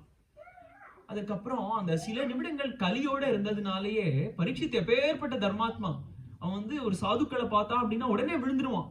அவனுக்கு வேற சிந்தனையே இல்லை. அவர்களை பார்த்தாலே உடனே நமஸ்காரம் பண்ணிடணும், சாதுக்களுக்கு சேவை செய்யணும் அப்படிங்கிற ஒருத்தன். அவ்வளோ பாகவத உத்தம குடும்பத்துல வந்தவன் வேட்டையாட போறச்சே அந்த புத்தியில ஒரு லாப்ஸ்ன்னு சொல்லுவோம் இல்லையா, ஜட்ஜ்மெண்ட்ல, அதாவது அப்படி தர்மாத்மாவா இருக்கிறவன் இப்போ அவனுக்கு கொஞ்சம் தாகமா இருக்கு. ஒரு ஷமீகர் அப்படிங்கிற ரிஷியோடைய ஆசிரமத்தை பார்க்கறான். இந்த ஷமீகருங்கிற ரிஷி அவர் ஒரு மகாத்மா. அவர் சமாதி நிலையில இருக்கார். சமாதி நிலையில இருக்கிறதுனால ராஜா வந்திருக்கார், ராஜாவுக்கு ஏதாவது பண்ணணும் அப்படின்னு கூட அவருக்கு சிந்தனை இல்லை. அவருக்கு சரீர பிரஜையே இல்லை. அதனால அவர் ஆழ்ந்த சமாதி நிலையில இருக்கிறச்சே பரீட்சித்தை பார்த்துட்டு இப்படிலாம் நினைக்கவே மாட்டான். பரீட்சித்துக்கு ரொம்ப அப்நார்மல். பரீட்சித் பார்த்துட்டு, நான் ராஜா வந்திருக்கேன், இவ்வளவு தாகமா இருக்கேன், எனக்கு இது ஜலம் கொடுக்காம இவருக்கு என்ன இப்படி சமாதி, அவருக்கு நிஜமாவே சமாதி இருக்கா இல்லையா அப்படின்னு எனக்கு தெரியணும் அப்படின்னு பக்கத்துல ஒரு செத்த பாம்பு இருக்கு. அந்த பாம்பு எடுத்து கழுத்துல போட்டுறான் இந்த ஷமீக மகரிஷி. அவருக்கு சமாதியில இருக்கிறதுனால அவருக்கு எதுவுமே தெரியல. இந்த பாம்பை எடுத்து போட்டு கிளம்பிடுறான் பரீட்சித். அப்போ இந்த ரிஷியோடைய குமாரனான ஸ்ருங்கி அப்புறம் கொஞ்ச நேரம் கழிச்சு பார்த்தா, யாரு என்னுடைய அப்பாவோட கழுத்துல இப்படி சமாதி நிலையில இருக்கிறவர் மகாத்மாவை போய் இப்படி யாராவது பாம்பை போட்டு இப்படி அவமரியாதைப்படுத்துவார்களா அப்படின்னு உடனே சாபம் அளிக்கிறான். இந்த மாதிரி இன்னையில இருந்து 7வது நாள் தக்ஷகன் அப்படிங்கிற பாம்பு தீண்டி யாரு அப்படி பண்ணார்களோ சாகக்கடவாய் அப்படின்னு சாபம் கொடுக்கறான் ஸ்ருங்கி. இது கொஞ்ச நேரம் கழிச்சு பரீட்சித்துக்கு தெரியுது. ராஜ்யத்துல பரீட்சித்துக்கு துக்கம். எதனால அப்படின்னா, சாபம் கொடுத்ததுனால இல்ல, அது துக்கம் இல்ல. இப்படி ஒரு மகாத்மா கிட்ட போய் நம்ம இப்படி நடந்துட்டோமே, நம்ம தர்மத்தை கடைபிடிக்கிறவனாச்சே, நம்மளுடைய குடும்பத்துல பகவான் ஸ்ரீ கிருஷ்ணரே வந்திருக்காரு. அப்பேற்பட்ட குடும்பத்துல இருந்து வந்த எனக்கு இப்படி ஒரு சிந்தனையா, இப்படி ஒரு மகாத்மாவை நான் அவமரியாதை பண்ணிட்டேனா அப்படின்னு அவனை பிடிச்சு தாங்க முடியல. பரீட்சித்தால ராஜ்யத்தை துறக்கிறான். எல்லாத்தையும் துறந்து உடனே காட்டு பக்கம் போறான், கங்கை கரையோரமா. பிராயோபவேஷத்துல இருக்கான். அதாவது எதையுமே உட்கொள்ளாம, சாப்பாடு எதுவும் எடுத்துக்காம, தண்ணி எதுவுமே எடுத்துக்காம பரீட்சித்து அப்படியே கங்கக்கரை ஓரமா போறான். போறச்சேதான் சுகமுனி 7 நாள் பாகவதம் சொல்ற பரீட்சித்துக்கு. ஏன் பாகவதத்தை கேட்டாலே போறோம் அப்படின்னு சொல்றோம் அப்படின்னா, 7 நாளைக்கு அப்புறம் பரீட்சித்தே இல்லை. இப்போ பாகவத தர்மம் சொல்லி அதுக்கப்புறம் பரீட்சித்து 1 மாசம் பாகவத தர்மத்துப்படி இருந்தான், அதுக்கப்புறம் மோட்சம் அடைஞ்சான் அப்படின்னு இல்ல கதை. 7 நாள் கேட்டான், கேட்டதுக்கு அப்புறம் போயிட்டான், ஆளே இல்லை அப்படிங்கிறச்சே இதை கேட்ட மாத்திரத்திலேயே போயிட்டான் பரீட்சித்து. நம்மளும் அந்த மாதிரி கேட்ட மாத்திரத்திலேயே பகவானை அடைஞ்சிடலாம். நம்ம வேற பாதையே தேவையில்லை, நம்மளை வருத்திக்கணும்னு அவசியமே இல்லை. கேட்ட மாத்திரத்திலேயே அந்த முக்தியை கொடுக்கிற வல்லமை பெற்றது இந்த ஸ்ரீமத் பாகவதம். அதனாலதான் பார்த்தோம், கிம் ஸ்ருதைஹி பகுபிஹி சாஸ்திரைஹி புராணைஷ்ச பிரமாவகைஹி ஏகம் பாகவதம் சாஸ்திரம் முக்திதானேன கர்ஜதி கஜன பண்றமா. இந்த பாகவதம் முக்தி அளிக்கிறேன் வாங்கோ, முக்தி தரேன் வாங்கோ அப்படின்னு கர்ஜனை பண்றதுதான். அது பண்றதுக்கு கொடுக்கற வல்லமை இருக்கணும் இல்லையா? சும்மா யார் வேணாலும் பண்ண முடியாது. அதுக்கு யாரு அதிகாரியா இருக்காளோ, எதனால அப்படி ஒரு உயர்ந்த தத்துவத்தை கொடுக்க முடியுமோ அப்படி இருக்கிறது தான் அப்படி சொல்ல முடியுங்கிறதுனால பாகவதற்கு அப்படி ஒரு ஒரு ஒரு பெருமை. பரீட்சித் சாட்சி நம்ம பார்க்கலாம், மற்ற சரித்திரங்கள்லயும் பார்க்கலாம். கோகர்ணன், துந்துகாரி அப்படின்னு சரித்திரங்கள்லாம் வருது பாகவதத்துல. அந்த சரித்திரங்கள்ல வேற எந்த சாதனையுமே பண்ணல. இவர் வந்து உட்கார்ந்து இந்த மாதிரி நம்ம எல்லாரும் மாதிரியும் கதை கேட்டு கதையை அனுபவிச்சா, அவ்வளவுதான். அதுக்கப்புறம் வேற எதுவுமே செய்யல, இறைவன் அடைஞ்சிட்டா அப்படின்னு பல கதைகள் இந்த ஸ்ரீமத் பாகவதத்துடைய பெருமையை சொல்றதுக்கான பல கதைகள்.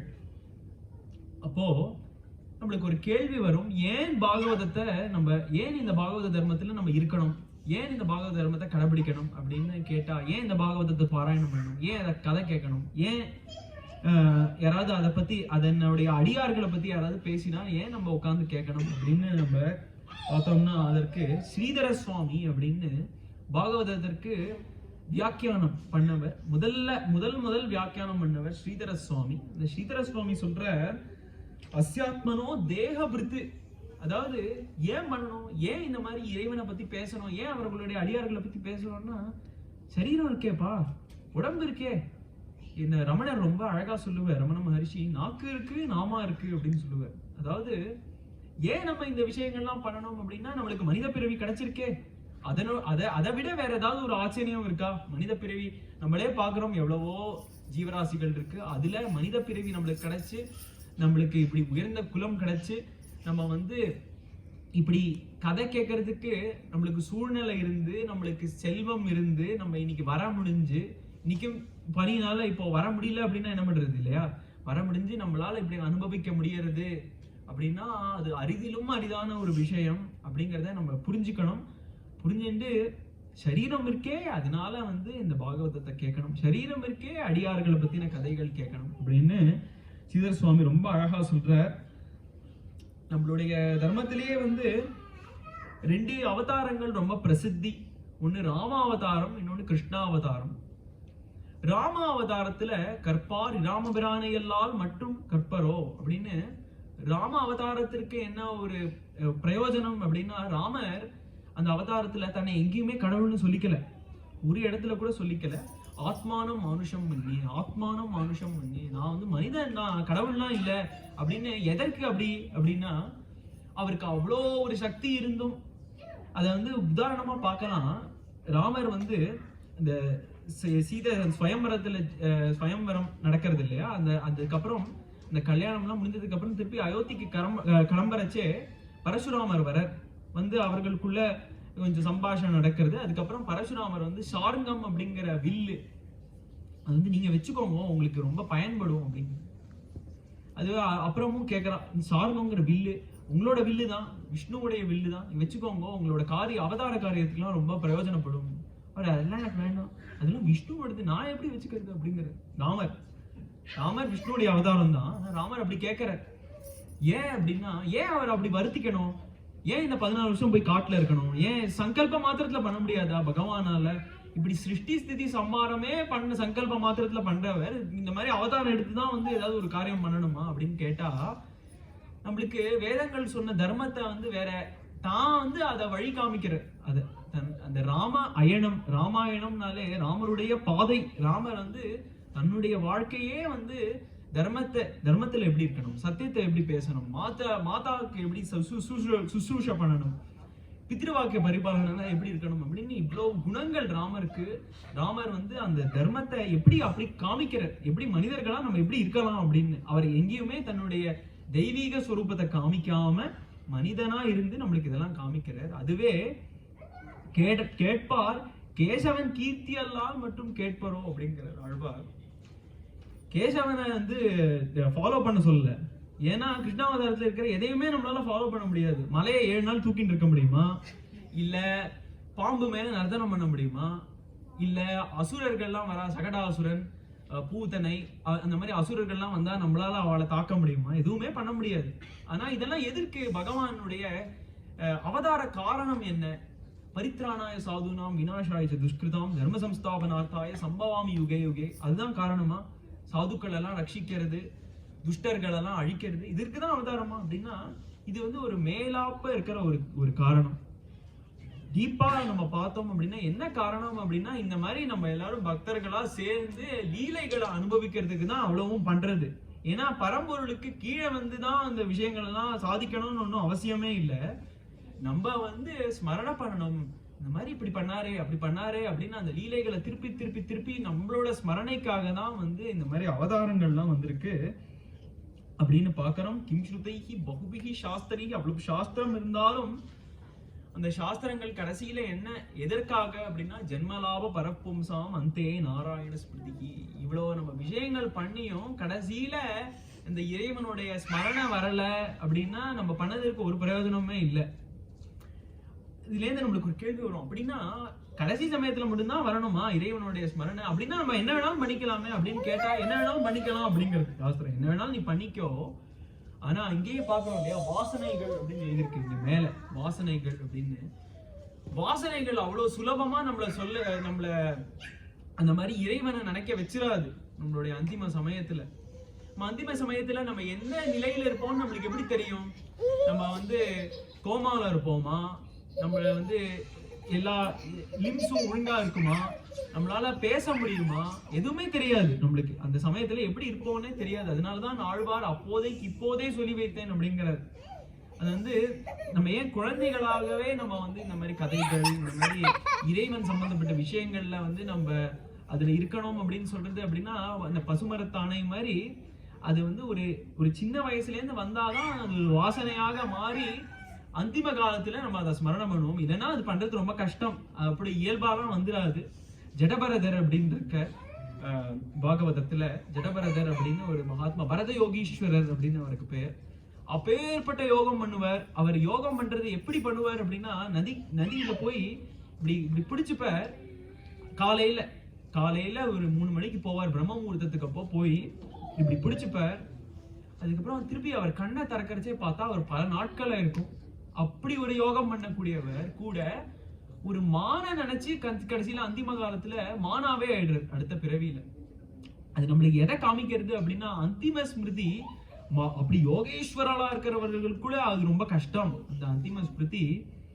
அதனாலதான் நம்ம வந்து முடிஞ்ச வரைக்கும் நம்ம எவ்வளவுலாம் முடியுமோ இப்பவே அந்த நாமத்தை சொல்லிடணும், இப்பவே அந்த கதைகளை கேட்டணும், இப்பவே அந்த அடியார்களுடைய விஷயங்களை நம்ம வந்து கேட்டணும் அப்படிங்கறது வந்து எல்லாரும் பெரியவர்கள்லாம் அவ்வளவு சொல்றா. அது அப்படி பண்ணணும் அப்படின்னு. ஏன்னா இது எப்போ மரணம் வரும்னு தெரியாது.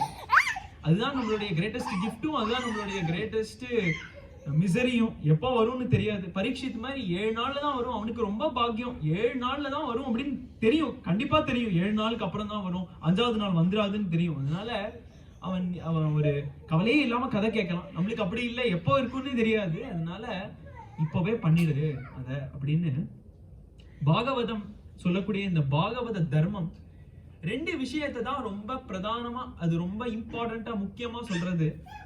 ஒண்ணு நாம சங்கீர்த்தனம், இன்னொன்னு கதை கேட்கறது, அடியார்களுடைய கதை, இறைவனுடைய கதை. 3 விதமான கீர்த்தனங்கள் சொல்றது. பகவத் குண கீர்த்தனம், பகவானுடைய காரியங்கள், பகவத் காரிய கீர்த்தனம், பகவானுடைய நாமத்தை பத்தி நாம கீர்த்தனம் அப்படின்னு 3 விதமான கீர்த்தனங்களை தான் பண்ண சொல்றது பாகவதம். பாகவதம் 18,000 ஸ்லோகம் இருக்கு ஸ்ரீமத் பாகவதத்துல. நம்மளுக்கே ஆபீஸ்ல ஒரு பிரசன்டேஷன் பண்றோம் அப்படின்னா நிறைய ஸ்லைடு இருந்ததுன்னா நம்ம வந்து என்ன சொல்றாரு அப்படின்னு கொஞ்சம் குழப்பமா இருக்கும் இல்லையா? குழப்பமே வரக்கூடாது அப்படின்னா 17,990 ஸ்லோகம் புரியலன்னா கூட கடைசி ஸ்லோகத்துல நாம சங்கீர்த்தனம் எஸ்ய சர்வ பாப பிரணாசனம் பிரணாமோ துக்கசமனஹா தம் நமாமி ஹரிம் பரம் அப்படின்னு நாம சங்கீர்த்தனம் தான் வழி கலியுகத்திற்கு. அதுவும் ரொம்ப உகந்த வழி நாம சங்கீர்த்தனம் அப்படின்னு சொல்றது. நம்மளுடைய பெரியோர்கள் நிறைய இடத்துல நம்ம வந்து பார்க்கலாம். நாமம் அப்படிங்கிறது நம்ம இப்ப அனுபவிச்சோம். நாமம் அது சிவநாமமா இருக்கட்டும், அது நாராயண நாமமா இருக்கட்டும், ரொம்ப கொண்டாடி இருக்கார்கள் பெரியோர்கள். அதை வந்து ஒரு ரத்தினமா, ஒரு நாமமும் அதை ரத்தினமா வாரி இறைத்தாலும் ரத்தினமே அப்படின்னு ரத்தினமா இருக்கு அந்த நாமம். ரத்னமா இருக்கிற ஒரு விஷயத்த நம்ம வந்து தரையில போட்டு போயிடுவோமோ, போக மாட்டோம். அதை வந்து ஒரு பெட்டிக்குள்ள வச்சு அந்த பெட்டியை எடுத்து ஒரு சேஃப்ல வச்சு அந்த அறையை பூட்டி நம்ம அதை எப்படி பாதுகாப்போம் இல்லையா? அதனால பெரியோர்களுமே நம்ம பல இடத்துல பார்க்கலாம், நம்மளுடைய கிரந்தங்கள்ல சரி வேதத்திலையும் சரி, இந்த நாமம் தான் அதனுடைய அந்த நடுப்பகுதியில அந்த நாமத்துடைய மகிமை தான் இருக்கு. உதாரணத்துக்கு ஸ்ரீ ருத்ரத்தை எடுத்துட்டோம் அப்படின்னா, ஸ்ரீ ருத்ரம் வந்து யஜுர்வேதத்துல வருது. அந்த யஜுர்வேதத்தினுடைய நடுவுல ஸ்ரீ ருத்ரம் வருது. அந்த ஸ்ரீ ருத்ரத்தினுடைய நடுவுல 8வது அனுவாகத்துலதான் நம சிவாய அப்படிங்கிற அந்த பஞ்சாட்சர மந்திரமே அங்கதான் வருது அந்த வேதத்துல. அப்படிங்கிறச்சே அவ்வளோ யஜுர்வேதம் அவ்வளோ பெருசு, அதற்கு நடுவுல ஸ்ரீ ருத்ரம், அதற்கு நடுவுல இந்த பஞ்சாட்சரத்தை அப்படி அடக்கி வச்சிருக்காரு அப்படின்னா அந்த நாமம் எவ்வளவு உயர்வா இருக்கணும். அது அப்படி வேதங்கள்லயே அப்படி இருக்கு. அதே மாதிரி ஸ்ரீமத் பாகவதத்துல நாமத்தை சொன்ன வந்ததுதான், நாமத்தினுடைய பெருமையை சொல்லணும்னு வந்ததுதான் இந்த ஸ்ரீமத் பாகவதமே. அப்படிங்கிறச்சே அது விடுமா? பாகவதத்துல 12 ஸ்கந்தங்கள் இருக்கு. அந்த 12 ஸ்கந்தங்கள்ல நடுவுல 6வது ஸ்கந்தத்துல அஜாமிலன் அப்படிங்கிறவனுடைய கதை இருக்கு. அந்த கதையே வந்து நாமத்தினுடைய பெருமையை சொல்லதான். நாமம் எப்பேற்பட்டது அப்படின்னு, அவன் வந்து ஒரு பெரிய மகாத்மானம் கிடையாது, அவன் ஒரு பாபி, மகா பாபி. அந்த பாபியே அடைய முடியும் இந்த நாமாவை சொல்லி அப்படின்னா நீங்களும் நானும் அடைய முடியாதா அந்த நாமத்தை சொல்லி? அதற்குதான் அஜாமிலனுடைய சரித்திரத்தை இன்னைக்கு யதாசக்தி நம்ம அனுபவிக்க போறோம். कान्यकुब्जेदः कश्चित् दासीपतिरजामिलः नाम्ना नष्ट सदाचारः दास्या संसर्गदूषितः. இந்த அஜாமிலனை பத்தி சொல்றச்சேயே ரொம்ப அழகான ஒரு பதம் சொல்றார், நாம்னா நஷ்ட சதாச்சாரக. இப்போ உங்களுக்கு ஒருத்தருக்கு நஷ்டம் ஆயிடுது அப்படின்னு நம்ம சொல்றோம் அப்படின்னா அது எப்போ சொல்லுவோம்? ஒருத்தர் ஏழையாவே இருக்காரு, எப்பவுமே பரம ஏழை, பிறந்ததுல இருந்தே ஏழை அப்படின்னா அவரை பார்த்து உங்களுக்கு ரொம்ப நஷ்டமாயிடுது சொத்து அப்படின்னு சொல்ல மாட்டோம் இல்லையா? நஷ்டம்னு ஒரு வார்த்தை சொன்னாலே முன்னாடி இருந்திருக்கணும், இப்போ இல்லை, அதுதான் அதோடைய அர்த்தமே. இது ரொம்ப அழகா ஒரே வார்த்தையில சொல்லி முடிக்கிறார். அஜாமிலன் எப்படி இருந்தானா, அஜாமிலன் ரொம்ப தர்மவானா இருந்தான், தர்மிஷ்டனா இருந்தானா, சத்தியசந்தனா இருந்தானா, குடும்பத்தெல்லாம் நல்லா பார்த்துருந்தானா, பிதிருவாக்கிய பரிபாலனா இருந்தானா, மாத்திருவாக்கிய பரிபாலனா இருந்தானா, அப்படி தன்னுடைய தர்மங்கள் தெய்வ பக்தியோட இருந்தானா, குரு பக்தியோட இருந்தானா, அப்படி எல்லா நல்ல குணங்களும் இருந்துதான் அஜாமிலனுக்கு. ஆனா இப்போ இல்ல, நஷ்ட சதாச்சாரக, அந்த நல்ல விஷயங்கள்லாம் போயிடுத்து, நஷ்டமாயிடுத்து அப்படின்னு தான் ஆரம்பிக்கிறது உன்னுடைய கதையே. அஜாமிலன் அப்படிங்கிறவன் இந்த மாதிரி இருக்கான், அவன் ஒரு தர்மிஷ்டனா இருக்கான். ஒரு நாள் என்ன ஆகுது, அவன் வந்து இந்த மாதிரி வேத அத்தியனம், வேதத்தை பாராயணம் பண்றது அப்படிதான் இருக்கான், அவன் வாழ்க்கையே அப்படிதான் இருக்கு. ஒரு நாள் என்ன ஆகுது, அவன் காட்டுக்கு போறான். காட்டுக்கு போய் இந்த தர்ப, அப்புறம் வந்து சமித்து, அதாவது இந்த ஹோமத்துல எல்லாம் போடுவோம், அதற்கான இந்த சமித்துக்கு என்ன ஒரு பெருமை அப்படின்னா எல்லா குச்சியும் யூஸ் பண்ண முடியாது ஹோமத்துல போட. சமித்துன்னு ஒண்ணு யூஸ் பண்ணுவோம். ஏன் அப்படின்னா அந்த சமித்தா யூஸ் பண்ற அந்த கட்டைக்கு நம்மளுடைய எண்ணங்கள் எல்லாம் அந்த கட்டைக்கு டிரான்ஸ்ஃபர் பண்றது ரொம்ப ஈஸி. நம்ம இப்ப ஏன் வந்து பத்திரம், புஷ்பம், பழம், தோயம் அப்படின்னு ஏன் பூவை வச்சு அர்ச்சனை பண்றோம் அப்படின்னா, பூ நம்மளுடைய எண்ணங்கள்ல இருக்கக்கூடிய விஷயத்த அப்படியே கேப்சர் பண்ணி அதை வாசனையை அப்படியே கொடுத்துருமா. அதற்கு தான் பூவை பிரயோகம் பண்றோம். அந்த மாதிரி சமித்தை எடுக்க போயிருக்கான், சமித்தையும் இந்த தர்ப இலையும் தர்ப புல்லையும் எடுக்க போயிருக்கான். அப்படிங்கிறச்சே அவனுக்கு ஏதோ காரணத்தினால மாயையில் அகப்பட்டுருந்தான். இங்க ஒரு தாசியினுடைய வீடு இருக்கு, இந்த தாசி இடத்துல அகப்பட்டுறான். அப்புறம் தாசியோடயே இருக்கான். தாசியோடயே இருந்து தன்னோட குடும்பத்தெல்லாம் திறந்து அம்மா அப்பா எல்லாம் வெளியில அனுப்பிச்சு அப்படி அவனுடைய துஷ்ட விஷயங்கள்லாம் அப்படி கூடிண்டே போறது. தாசிய இப்போ தாசியோட இருக்கான் இல்லையா, அதனால தாசி வந்து ஏதாவது பண்ணலன்னா போயிடுவா. அப்படிங்கிறதுனால என்னென்னலாம் அவ சொல்றாளோ அதெல்லாம் பண்ணணும், அப்படிங்கிறதுக்கு பணம் வேணும். அதனால எப்படி சம்பாதிக்கிறது? இப்போ வந்து இப்படி இருந்தோம், தாசியோட இருந்தோம் அப்படின்னா ஊர் மக்கள் வந்து சமுதாயத்துல சேர்த்துக்கல. அப்படிங்கிறச்சே வழிபோக்கர்கள்லாம் வரச்சே அவர்களை அடிச்சு அவர்கள்கிட்ட இருந்து பணம் எடுத்துக்கிறது, அதுக்கப்புறம் பொய் சாட்சி சொல்றது, அந்த மாதிரி பாபம் மேல பாபம் மேல பாபமா பண்ண ஆரம்பிச்சான் அஜாமிலன். இப்படி பாபம் மேல பாபம் மேல பாபமா பண்ணி பண்ணி பண்ணி பண்ணி அவன் வாழ்ந்துட்டு வரான். அவனுக்கு 10 குழந்தைகள். ஆனா இந்த 10வது குழந்தைக்கு பேரு நாராயணன் அப்படின்னு வச்சிடலாம். அது இப்படி என்ன ஒரு கிருபை பகவான், இப்படி இருக்கான், இவ்வளவு பாபம் பண்றான், ஆனா நாராயணன்னு பேரை வச்சுட்டான். அது எப்படின்னா, இப்ப நம்ம தொண்டரடிப்பொடி ஆழ்வார் இருக்காரு இல்லையா, அவர் வந்து விப்ர நாராயணனா இருந்துச்சே, அவர் எப்பேற்பட்ட நந்தவன கைங்கரியம் பண்ணிட்டு இருந்தார் இல்லையா.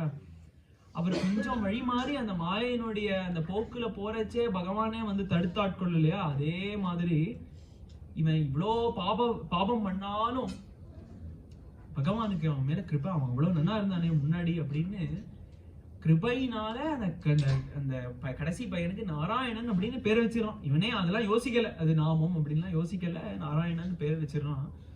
நம்ம குடும்பத்திலேயே வந்து கடைசியில இருக்கிற குழந்தைகள், கடைக்குட்டியா இருக்கிறவர்கள் தானே நம்ம எப்பவுமே செல்லம் கொடுத்து ரொம்ப அவர்களை தானே கூப்பிடுவோம் எப்பவுமே. அதனால இந்த அஜாமிலன் வந்து நாராயணா சாப்பிட்டியா, நாராயணா தூங்கினியா, நாராயணா விளையாடிட்டு இருக்கியா, நாராயணா இங்க வா, நாராயணா அங்க போ அப்படின்னு அவன் என்ன புண்ணியம் பண்ணானோ தெரியல, அந்த பேரை சொல்லி கூப்பிடுறான். அந்த சுருக்கியெல்லாம் கூப்பிடல, முழுசா நாராயணா நாராயணான்னு கூப்பிடுறான். அதுக்கு ஒன்றும் நிக்நேம் கொடுக்கல, நல்ல வேலை. அவ்வளோ கிருபை இருந்தது பகவானுக்கு. அவன் ஒன்றும் புனை பெயர்லாம் கொடுக்காம நாராயணா அப்படின்னு சொல்ற மாதிரி அவனுக்கு ஒரு நிலைமை. ஆனா இப்படி நாராயணா நாராயணான்னு சொன்னா அது வந்து அவனோட பையனை தானே சொல்றான், இங்க பகவானை சொல்லலையே.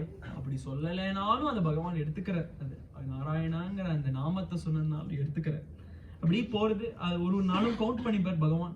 இன்னைக்கு 10 தடவை சொன்னா, இன்னைக்கு 50 தடவை சொன்னா அப்படின்னு மேல கவுண்ட் பகவான் வச்சுட்டு இருக்க, கவுண்ட் பண்ணிட்டு இருக்க. அப்படி வாழ்க்கை போறது. 88 வயசு ஆகுது அஜாமிலன், 88 வருஷமா இப்படி போறது. அப்போ அஜாமிலனுடைய மரணத்திற்கான சமயம். இப்போ வந்து படுத்த படுக்கையா இருக்கான் அஜாமிலன், எதுவுமே பண்ண முடியல, புலன்கள் எதுவும் கொஞ்சம் கொஞ்சமா கம்மியா இருந்து வேலை செய்ய முடியல, காலை நகர்த்த முடியல, கையை நகர்த்த முடியல. அப்படி இருக்கிறச்சே அவனுக்கு ஒரு காட்சி தெரியறதான். அதாவது ரொம்ப பாபம் பண்ணான்னா, அவ்வளவு பாவம் பண்ணிருக்கான், ரொம்ப பாபம் பண்ணா யமதூதர்கள்லாம் வந்தா நம்மளுக்கு நேரம் தெரியவானோம். அதனால இந்த பார்க்கிறோம், ச பாஷஹஸ்தான் த்ரீன் திருஷ்ட்வா புருஷான் மிரீஷதாரணான் வக்ரதுண்டா ஊர்த்வரோம்னாம் ஆத்மானம் நேதுமாகத்தான். பயங்கரமா 3 பேரை பார்க்கறானா. அவர்களுக்கு ரொம்ப இப்படி ஸ்பைக்கியா இருக்கான் முடி. அந்த முடியோட செவந்த கண்ணோட இந்த பாசக்கயிறை வச்சுன்னு 3 பேர் வராலாம். வரத பார்க்கறச்சே இவனுக்கு ஒரு பீதி, இந்த பீதி கிளம்புறதான், மரணம் வரப்போறது அப்படின்னு அவனுக்கு தெரியுது. அப்போ அவெல்லாம் என்ன பண்றாலாம், இந்த பாசக்கயிறை போட்டு அவனுடைய யாத்தனா சரீரம் அப்படின்னு அதை பிடிச்சி இழுக்கிறான். அது ரொம்ப ஒரு பெயின்ஃபுல்லான ஒரு விஷயம் மரணம் அப்படிங்கிறது. ஏன்னா நம்மளுடைய ஆத்மா இருக்கிறதுலயே உள்ள இருக்கு இல்லையா, ஆத்மா அப்படிங்கிறது. அதை பிடிச்சி இழுக்கணும் அப்படின்னா நம்ம அன்னமய கோஷம், பிராணமய கோஷம், விஞ்ஞானமய கோஷம், மனோமய கோஷம் அப்படின்னு பல லேயர் இருக்கு. அது அவ்வளவு சாதாரணமா எடுத்துட முடியாது. வெளில பிடிச்சி இழுக்கிறா, அப்படி அவனை வலி தாங்க முடியல, அப்படி கத்துறான், புரள்றான், மலமூத்திர விசேஷனாதிகள்லாம் வருது. ஆனா யாரு கூப்பிட்டாலும் யாருமே வரமாட்டேங்கிறா, அந்த தாசியும் வரமாட்டேங்கிறா, பசங்களும் வரமாட்டேங்கிறா. அவனுக்கு அந்த மரண வேதனையில அப்படியே அவன் துடிக்கிறான். ஆனாலும் அவனுக்கு என்ன, அப்படி பகவான் அவனுக்கு என்ன அப்படி நினைச்சாரோ தெரியல, என்ன ஒரு கிருபை அப்படின்னா, அவனுக்கு அப்போ கூட கடைசியில ஒரு நினைப்பான். என்னன்னா, பாலோ நாராயணோ நாம்னா பித்ரோச்ச தைதோ பிருஷம். நாராயணான்னு அந்த பிள்ளைய வந்து கடைசியில ஒரு தடவை பார்த்துட்டு போயிடுறேன், அவ்வளவுதான். அந்த பிள்ளை மேலதான் அவனுக்கு மோகம், நாராயணன் மேல இல்ல. ரொம்ப அழகா நாராயணத்துல பவன் நாம யுதே சுதே ரத்திம் அப்படின்னு, சுதன்னா பையன், நாமத்து மேல அவனுக்கு ருச்சி இல்ல, நாமத்துடைய பையன் மேலதான் ருச்சி அவனுக்கு. அதனால அவன் எங்கேருந்து வந்ததோ தெரியல, அந்த அவனுடைய எல்லா சக்தியையும் யூஸ் பண்ணி நாராயணா அப்படின்னு கத்துறான். அந்த பையனை கத்துறான், பையனை கூப்பிடுறான். பையன் கண்டுக்கவே இல்லை, பையன் விளையாடிட்டு இருக்கான், பையன் கண்டுக்கவே இல்லை. ஆனா யாருக்கு இது கேட்கறது அப்படின்னா, வைகுண்டத்துல இருக்கிற நாராயணனுக்கு அது கேட்கறது. என் பையன் துடிக்கிறானே அப்படின்னா அவருக்கு தாங்க முடியல நாராயணனுக்கு. அப்புறம் நாராயணன் 4 விஷ்ணு பார்ஷதர்களை அனுப்புறார். ஏன் 4 பேரை அனுப்புறார் அப்படின்னா, நம்ம பட்டிமன்றத்திலே பார்த்தோம்னா 2 கட்சி இருக்கும் இல்லையா. எப்பவுமே எப்படிம்பா கட்சி 2 பேர் பேசறச்சே, அது எப்பவுமே ஆள் நிறைய இருக்கிற கட்சியை வந்து பார்த்தா ஆள் கம்மியா இருக்கிற கட்சி கொஞ்சம் பயமா இருக்கும். நிறைய பேர் இருக்காடு, ஒரு 10 பேர் இருக்கா ஒரு கட்சியில, 3 பேர் இருக்கான்னா 10 பேர் இருக்கிறவா தான் ஜெயிப்பா, நம்மளாம் ஜெயிக்க மாட்டோம் அப்படின்னு வந்துடும் இல்லையா. யமதூதர்கள் 3 பேர் போனா நீங்க 4 பேரா போங்க அப்படின்னு 4 விஷ்ணு பார்ஷதர்களை அனுப்புற பகவான். அந்த விஷ்ணு பார்ஷதர்களே சாயுஜ்யம் அடைஞ்சவர்கள் இல்லையா. அதாவது பார்க்க பகவான் மாதிரியே இருப்பா. சங்கு சக்கர கதை தனுஷோட வரா, 4 பேர் வரா, 4 கையோட வரா. யமதூதர்கள் ஏதாவது பிரச்சனை பண்ணா அடிக்கிறதுக்கு 4 கையோட வரா விஷ்ணு பார்ஷதர்கள். இந்த விஷ்ணு பார்ஷதர்களும் இந்த யமதூதர்களும் முன்னாடி சந்திச்சதே இல்லை. அது ரொம்ப ஒரு அரிதான விஷயம். ஏன்னா இவா போற இடத்துக்கு அவா போக மாட்டா, அவா போற இடத்துக்கு இவா போக வேண்டிய அவசியம் இல்லை அப்படிங்கிறச்சு ரொம்ப அரிதா இருக்கா. அப்போ வந்து இந்த யமதூதர்கள் பார்க்கறா, கதை சங்கு சக்கரம்லாம் வச்சு கொஞ்சம் பயந்து போயிட்டா. யமதூதர்கள்லாம் இவளை பார்த்து பயந்து போயிட்டா. பயந்து போய் அப்போ கொஞ்சம் தோரணையை விட்டுறக்கூடாது இல்லையா. அதனால கே யூஎம் யார் நீங்க வந்திருக்கிறது அப்படின்னு. ஏன்னா அவ வந்து வைகுண்டத்திலிருந்து வரச்சேயே மாபை மாபை அஜாமிலா கவலைப்படாத கவலைப்படாத, நாங்க அபயம் கொடுக்க நாங்க வந்துட்டு இருக்கோம், கவலைப்படாத அப்படின்னு இவர்களோட காதுல வந்து நிறுத்து நிறுத்து, அவனை எடுக்காத, அவனுடைய அந்த பிராணனை எடுக்காத, நிறுத்து நிறுத்து அப்படின்னு கேட்கறதான் அவளுக்கு. அது யாரா நம்மளோட அதிகாரத்தையே கொஸ்டின் பண்றது, அது யாரு அப்படி? யமதர்மராஜா அவரோட யாருக்குமே அதிகாரம் இல்லை இந்த மரணத்தின் விஷயத்துல அப்படிங்கிறச்ச யாரு இது நம்மளை நிறுத்த சொல்றது அப்படின்னு கேட்கறா. கே யூஎம் யார் நீங்க அப்படின்னு கேட்கறச்சே விஷ்ணு பார்ஷதர்கள் சொல்றா, அங்கதான் விஷ்ணு பார்ஷதர்கள் அஜாமிலனை கூட்டின்னு போக வந்திருக்கோம். யமதூதர்கள்லாம் கேட்கறாலாம், இவனையா? இவன் ஒரு மகா பாபி, இவனை பத்தி உங்களுக்கு தெரியாது, இவனை பத்தி புக்கா எழுதி வச்சிருக்கோம் நாங்க. இவனை மாதிரி பாவம் பண்ணவன் எவனுமே கிடையாது. விஷ்ணு ஸ்மிருதியில இருக்கிற அதிபாதகம் மகாபாதகம் என்னென்ன பாவம்லாம் இருக்கோ எல்லாத்தையுமே அவன் பண்ணிருக்கான். ஸ்பெஷலா நாங்க சீட்டு வச்சிருக்கோம், ஒரு நரகத்திலையும் அவனுக்கு விஐபியா அவனுக்கு ஆக்சஸ். அவ்வளோ பாவம் பண்ணிருக்கான் அவன், அவ்வளோ பாவங்கள் பண்ணிருக்கான். இவனை போய் நீங்க கூட்டின்னு போறேங்கிறே அப்படின்னு ஒண்ணு விஷ்ணு பார்ஷதர்கள் சொல்றானா, அஹோ யூயம் தர்மதிருஷாம் அதர்ம ஸ்பிருஷதே சபாம். நீங்கெல்லாம் தர்மம் தெரிஞ்சவங்கன்னு நினைச்சேன், நீங்கெல்லாம் தர்மம் தெரிஞ்சவான்னு நினைச்சேன். யமதர்மராஜாவுடைய தூதர்களா இருந்து உங்களுக்கு தர்மமே தெரியலையே அப்படின்னு இவாளை தூக்கி வாரி போட்டு, எங்களுக்கு தர்மம் தெரியலையா அப்படின்னு உடனே இந்த விஷ்ணு பார்ஷதர்கள் சொல்றா, எங்களுடைய தர்மம் எல்லா இடத்துலயுமே செல்லுபடி ஆகும். ஒரு ஜீவன் கூட இல்ல, நாங்க அந்த பாசக்கயிறை போட்டு எடுத்தாதான் இந்த பிராணன் போகும். நாங்க அதை ஒரு நிமிஷம் கூட முன்னாடி பண்ண மாட்டோம் பின்னாடி பண்ண மாட்டோம். கரெக்டா அந்த எப்போ அந்த மரணம் வரணுமோ அப்ப கரெக்டா வந்து எடுத்துருவோம். இது வந்து இதை தப்பா பண்ணிட்டோம் அப்படின்னு சொன்னா அது எங்களோட ராஜாக்கே அவமானம், யமதர்ம ராஜாக்கே அவமானம். அதெல்லாம் கிடையாது, நீங்க ஏதோ சொல்றேன் அப்படின்னு ஒண்ணு விஷ்ணு பார்ஷதர்கள் சொல்ற. சரி, நரகத்துக்கு கூட்டின்னு போனோம்னா ஏதாவது ஒரு காரணம் வேணும் இல்லையா. நரகம் யாரை கூட்டின்னு போவா? பாபம் பண்ணவர்களை நரகம் கூட்டின்னு போவா. நீ புக்கா எழுதிருக்கேன்னு சொல்றியா, அந்த புக்கை எடுத்து பாரு, ஏதாவது ஒரு பாவமாவது இருக்கான்னு பாரு அவனுடைய பேர்ல அப்படின்னு பார்த்தா அத்தனை புக் ஒரு பாபம் கூட இல்லை. ஃப்ரெஷ்ஷா நீங்க திருப்பி யூஸ் பண்ணிக்கலாம் அப்படிங்கிறான் விஷ்ணு பார்ஷதர். பாபமே இருக்காது அப்படிங்கிறா. ஏன்? அந்த ஒரு நாராயண நாமத்தை சொல்லிட்டானே அவன், அந்த நாராயண நாமத்தை சொன்னதுனால அவனுக்கு எந்த பாபமுமே கிடையாது. இனிமே அவன் பாபம் இனிமே 10 ஜென்மம் 100 ஜென்மம் 1000 ஜென்மம் பண்ண பாபமும் போயிடுத்து. இனிமே அவனுக்கு இந்த பிறவி பிணியில அவன் இருக்க வேண்டாம், அவன் தப்பிச்சுட்டான், அவனை கூட்டின்னு போக நாங்க வந்திருக்கோம் அப்படின்னு ஒண்ணு. இவர்களுக்கு கொஞ்சம் ஒத்துக்கலை. இவர்களுக்கு என்னடா இப்படிலாம் இவர் பார்த்ததே இல்லை இல்லையா, இந்த மாதிரி ஒரு விஷயம் நடந்ததே இல்லை அப்படிங்கிறச்ச இவர்களுக்குலாம் என்ன அது பிராயச்சித்தம் ஆயிடுமா, அப்படி நாம சொன்னா மட்டும் போருமா இன்னொன்னே விஷ்ணு பார்ஷதர் வந்து, இந்த பாரு உனக்கு அவ்வளவு தர்மம் தெரியல, உனக்கு இதுக்கு மேல விளக்கம் வேணும் அப்படின்னா நீ போய் உன் ராஜாவை கேட்டுக்கோ, நாங்களே கம்மியா தான் பேசுவோம், ஏதோ அஜாமிலன் இப்படி நாமா சொன்னா அப்படிங்கிறதுனால அவனுக்கு சார்பா இவ்வளவு நேரம் பேசியிருந்தோம் அவங்ககிட்ட, இதுக்கு மேலாம் உனக்கு விளக்கம் கொடுக்க முடியாது, நீங்க உங்களுக்கு வேற விளக்கம் வேணும்னா போய் தர்மராஜா கிட்ட கேட்டுக்கோங்க அப்படின்னு சொன்ன உடனே விட்டுறா அஜாமிலன்.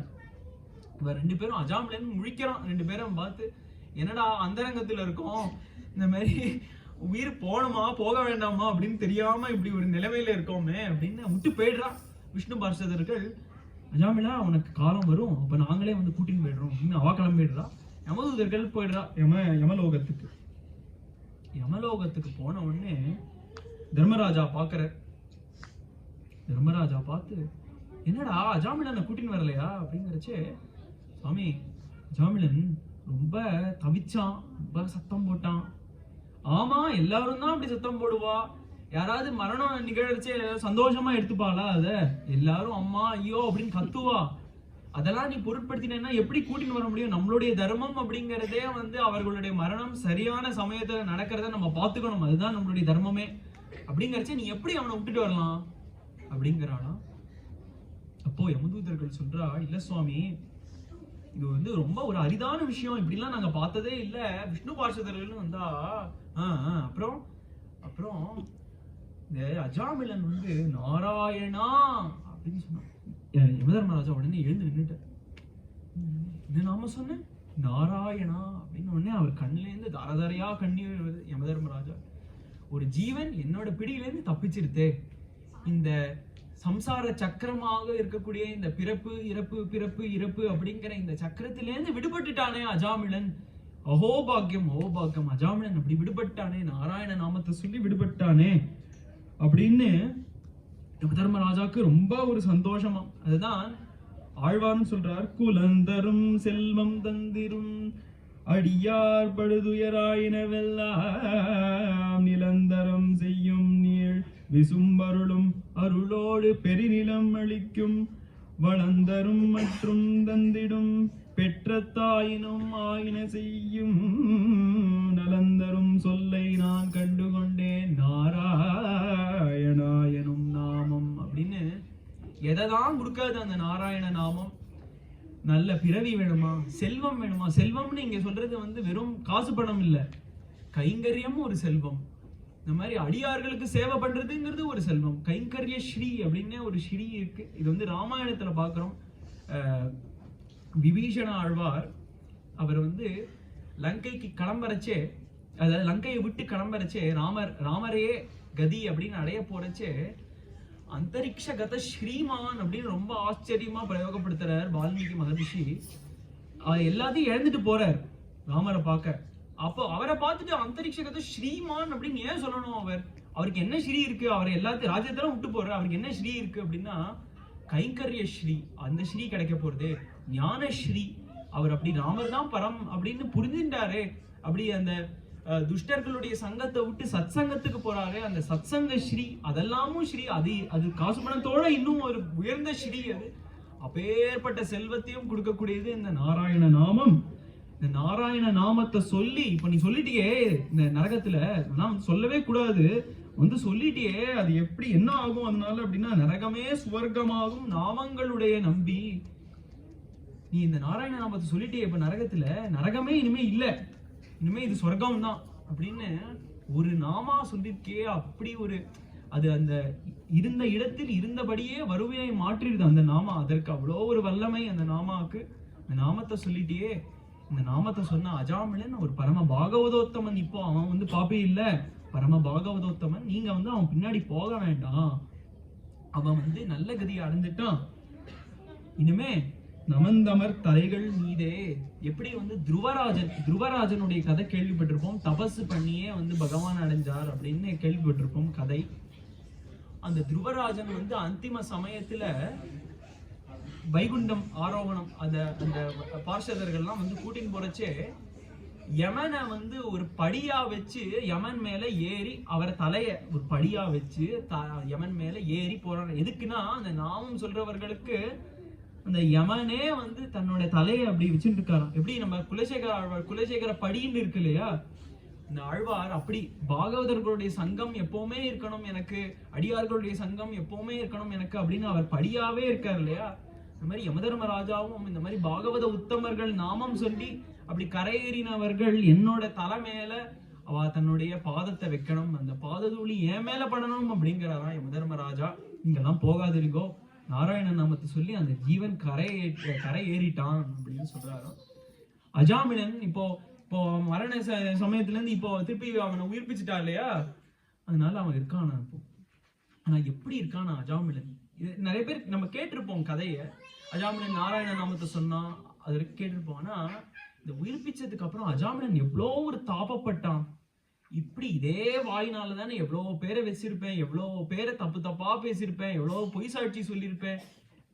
இந்த கைகள்னால தானே எவ்வளோ அதர்மத்தையும் பண்ணேன். இப்படி பண்ண எனக்கு என் வாயிலே இந்த நாராயண நாமத்தை வர வச்சுட்டாரே, எப்பே எவ்வளோ ஒரு கிருப்பை, எவ்வளோ ஒரு கிருப்பை.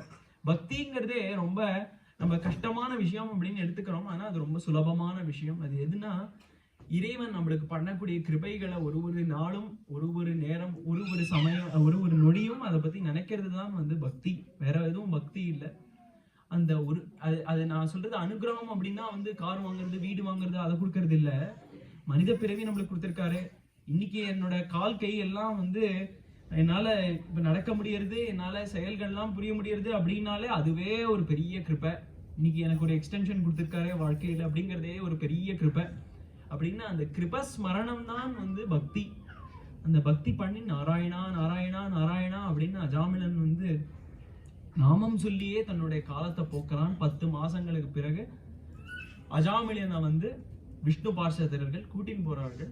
யமதர்மராஜா அப்ப வந்து அஜாமிலனுடைய பாததூளி தன்னோட தலையில பட்டு அஜாமிலன் வைகுண்டம் அடையறான் அப்படின்னு இந்த அஜாமில உபாக்கியானத்திலேருந்து நம்ம என்ன தெரிஞ்சுக்கலாம் அப்படின்னா, நாமத்தினுடைய பெருமை. நாமத்தினுடைய பெருமை. அஜாமிலன் அப்படிங்கிற என்ன பண்ணா, அவன் என்ன சாதனை பண்ணா? அவன் வந்து யோகம் பண்ணானா, யாகம் பண்ணானா, இல்ல ஏதாவது அவன் முன்னாடி நல்லவனா இருந்தானே தவிர கடைசியில அவனை எது கரையேத்தித்து அப்படின்னா பகவன் நாமாதான் அவனை கரையேத்தித்து அப்படிங்கறதுதான் குருநாதர் ஒரு கீர்த்தனத்துல நாம மகிமையை உரைத்திடுவேன் கேளீர், பதிதனையும் பரம பாவனமாக்கும் ஹரிநாம மகிமையை உரைத்திடுவேன் கேளீர், உத்தம குலத்தில் பிறந்தும் தகாதனவெல்லாம் செய்தும் அந்திம காலத்தில் அழைத்தானல்லவோ தன் புத்திரனை, அழைத்தானல்லவோ புத்திரன் நாமமும் நாரணன் நாமமானதால் ஹரி வந்து கொண்டோடி சென்றானல்லவோ ஹரிநாம மகிமையை உரைத்திடுவேன் கேளீர், பதிதனையும் பரம பாவனமாகும்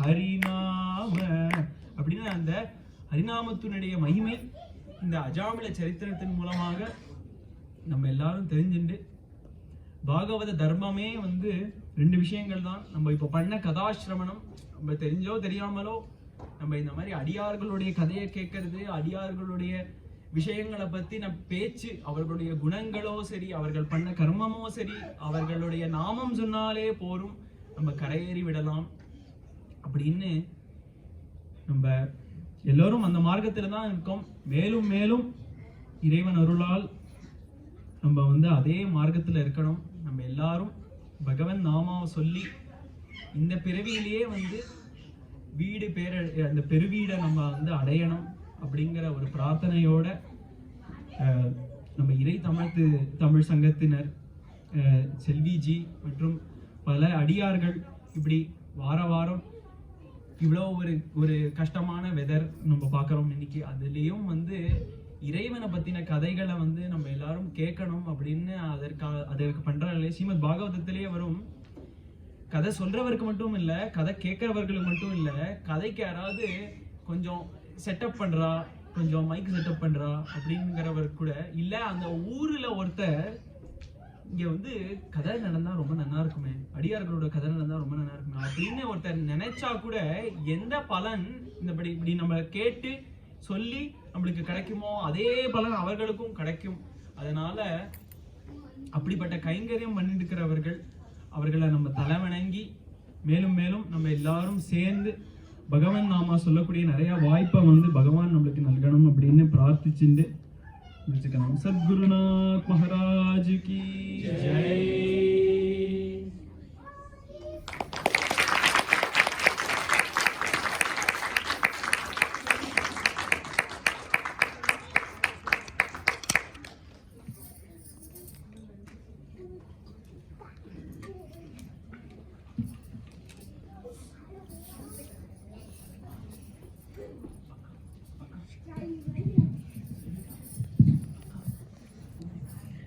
ரொம்ப நன்றி ஜி. அஜாமலன் சரித்திரத்தையும் பாகவதம் புராணத்தையும் எங்களுக்கு கொஞ்சமாக தெரிவித்த ரொம்ப ரொம்ப நன்றி.